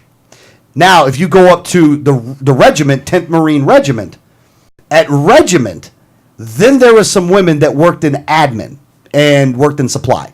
Like they worked in admin, they worked in supply, and that's where the women were. So where I was at, they would never go out with they were never going out with anybody else. They were only admin and like supply and stuff, like pogue positions they called them. I mean, not to use it as a pejorative, but it was basically a pogue position. So that's the entire time I was in the Marine Corps. That's where I was at. Now it's changed since then. I haven't been in since the changes on that part of it. And, I'd have to talk to other people. Well, I might do a little research on this one to figure out what's going on with that part. Because I think that in some aspects, like I said, I think there should not be a double standard. I think there should be one standard. Go ahead. Well, I believe wholeheartedly that there should be one standard. I don't know if we've talked about this on air, but I did enlist in the Marines. I ended up not being able to go because I have a back disorder. It's a degenerative disorder. So even though I could do everything that the men could do at the time, I was a liability over time. So I was not allowed to go in. But when we were in our training and everything to go to boot camp, I did everything that the boys could. In fact, a lot of times I did more. Yeah, and I want to make sure just to make it clear. If you were a dude and you had a degenerative back problem, they wouldn't have let you in either. No. And that was not a discriminatory practice against me. Your plumbing was not a determining factor. No, it wasn't because I was a female. It was because that over time I was not going to be physically capable to even walk, let alone do the job. And that I understand. And more than likely, the physical rigors of what they were going to ask you to do was going to make it worse. Would be enough to put you in a wheelchair forever. Now after that, I did, work at a nuclear power facility on the fire brigade. So as he's talking about fire, and there is a same standard when you're going into a fire brigade of a nuclear power facility. You are held to the same standard. And in fact, I had some very, I would call not misogynistic, but rednecks that were running my plant, and they did kind of look at it. Women had to prove themselves, and they had to prove themselves even more than a man did. So when we went for our training, the men got the 12-pound equipment with a 6-foot fire. I had an 18-foot fire with a 40-pound equipment that I had to put out, and I had the number one time of putting out the fire. So and I proved myself, and I was accepted as every one of them. I just don't like the fact that you said rednecks working at nuclear power plants. Like there's just something so inherently wrong with that. Go ahead. Well, I love those Greg, guys. did you have something you wanted to say, Greg? Well, I mean, I could. I mean, I don't really have time to get into this, but I totally disagree with women being in combat. I don't have a problem with them being in the military, but I don't want them in combat. And it's not, I mean, I may be old fashioned, but it comes from the thinking of the men are supposed to protect the women and children. It's just like you're on a ship, it's going down, the lifeboats, women and children first. The men sacrifice to protect the women and children. It's not that women are not capable. I think they're perfectly capable. They're fine. A woman wants any other job, that's fine. I personally have a moral issue with sending a woman to the front line of battle. That is I feel like that is where the men belong. We are supposed to protect the women and children. Okay, I may be old-fashioned. We're gonna have to we're gonna have to keep going. We're going past 12. Okay, I have a question for you now that you've said this, because I'm curious on this, and well, let me say it like this with Greg. I mean this with all due respect. Mm-hmm. With all due respect. Mm-hmm. How I understand that there is a difference between your position and Ray's position as to what area you would ban women from belonging to. However, the overall point that you're making here is a ban. So what's the difference between what Ray is suggesting and what you're suggesting in the exclusionary part? If they can do the job, they can do the job. But you're making the gender assignment or the gender position like Ray's making. I think there's a little. Do you see my point, by the way? I do. There's a little bit of a nuance difference there in that he's calling for all women out of the military completely. Right. I'm saying admin jobs, supply, things like that. I have no problem with that. I do take issue with sending women to the front lines. Okay. All right. And again, look, this whole thing, it's really funny. This whole thing. You know what? I don't know if Ray's still listening or not, or candidates are listening, but this is a tip for candidates. A lot of times, if you simply have the discussion, and Adrian is actually good at this. I think that Adrian does this very well. That if you have the discussion, keep it above board, and at the end of the day, you allow somebody for their point of view, and you agree or disagree at the end of the day. That you don't run into, like, here's the thing: if Ray would have not deleted that thing and would have just allowed for the discussion, then I don't know if we would have I don't know if we would have gotten crazy with it today. Oh, I would have. Oh, never mind. Then she would have. No. I would have, because you know what? When I saw his first piece about the catapulting ice into the ocean, I thought no rational person can actually believe this. Mm-hmm. So I didn't bring it up. But to see that this is a person who is consistently irrational is a problem for me. Well, there's two instances right now. Well, no, because there's many other things that I've looked on his that his page has come up that I've been like, oh, I don't know if I necessarily agree with that. So those are two huge issues among the many other smaller issues. And I personally, to be an intellectually honest person on the radio, cannot allow a libertarian to say those things that I would absolutely be calling out a Republican or a Democrat for, because I don't want anyone to think that Ray Netherwood speaks for me and my positions, because he doesn't in almost every instance. Agreed. I found the same to be true. It raises the larger question, is what this does. And we've talked about this before, and we're way over time, so we're not going to be able to get to that this week. But next week, we are going to get to this. We're going to spend the third hour next week, if you guys don't mind, of course. We are going to spend the third hour this week on libertarian candidates. And the topic of discussion on this is going to be, and it really relates to, and this is going to be a very heated discussion. So I'm just warning everybody right now, this is going to get heated, because I already know that there is not agreement in the room on this one. And it gets nasty. If you thought it was nasty with Ray, you ain't seen nothing yet. And we don't even have to bring another person into the conversation. Yeah, we don't even have to do that. But we are going to get into, are we a political party that welcomes people that are 80%ers, I guess you could say. And that even though we may have a fundamental disagreement with the 20%, with 20% of some of these issues that people have, are we the kind of political party that will welcome that? Or are we the kind that is saying that unless where are we setting, where should we be setting the bar at when it comes to involvement in the political party? I think that's the question. Where do we set that up at? Because all of us have different determinations as to what that is. And I'd like to flush that out next week, live on the air, so everybody just has a clear understanding. And again, we're doing it as individuals, not as officers of the party. Yeah, and everything that I've said here today, I'm not representing the party or speaking for the party whatsoever. I'm speaking for myself as an individual who sees a candidate who is using the label that I use that I don't feel represents me at all. Yeah, but I am only speaking for the 1787 network. They are liable for everything I say. Damn! Hey, I knew we were going to get in trouble on that one. No. I speak for myself, and in all let me just say it like this in all fairness. I've heard also reports of what's going on down at the forums down there. Ray's kicking butt down at the forums too. So again, you got to take the good with the bad. And again, audience, you've heard the whole thing. You're free to make your own determination. Right. And that's the best thing that you could do, is to make your own determination. Again, don't believe us. You listen for yourself. And we'll give credit where credit is due, is that somebody that did show up is willing to at least, down the road with it. No matter how contentious the conversation was, at least you're willing to do that. And we would have never gotten that from anybody else, especially with late notice like that. Yeah. I'll give credit on that part. Okay. Yeah, I'll give credit on that. Give credit on that part. Everybody would agree on that part on the student absolutely. Studio? Yeah. Absolutely. Okay. All right. Well, hey, look, and we're not always going to agree on stuff. And the one thing, and I wrote it to him last night, and the thing I will say is, a lot of people get mad at the disagreements. A lot of people get mad at the arguments. These arguments and these disagreements, if done correctly, make our candidates so much better, because you have to be able to defend your positions. And if you can defend your positions against a libertarian, you can defend your positions against anybody, because there's nobody that's going to be able to come at you more, have the stats to back it up, the passion to go along with it, and the principled stances that they will take than libertarians. So if you can handle libertarians, you're pretty safe that D's and R's and I's ain't going to be too much of an issue. Exactly. All right, guys. Well, the website is 1787network.com. Hopefully you like the show. If you do, go to the YouTube channel and subscribe to the podcast. Also, if you do like to hear the show and you feel that you have a couple dollars in your pocket that you wouldn't mind coming our way, there is a very huge donate button. I could not find a bigger donate button that made any sense to put on the site, so I do have a big donate button there. Go ahead and throw a couple bucks our way, and that way we'll keep the lights on and we'll keep the show running. All right, guys, we'll see you next week. Bye.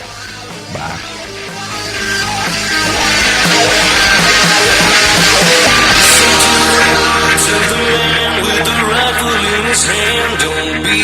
mistaken. I've been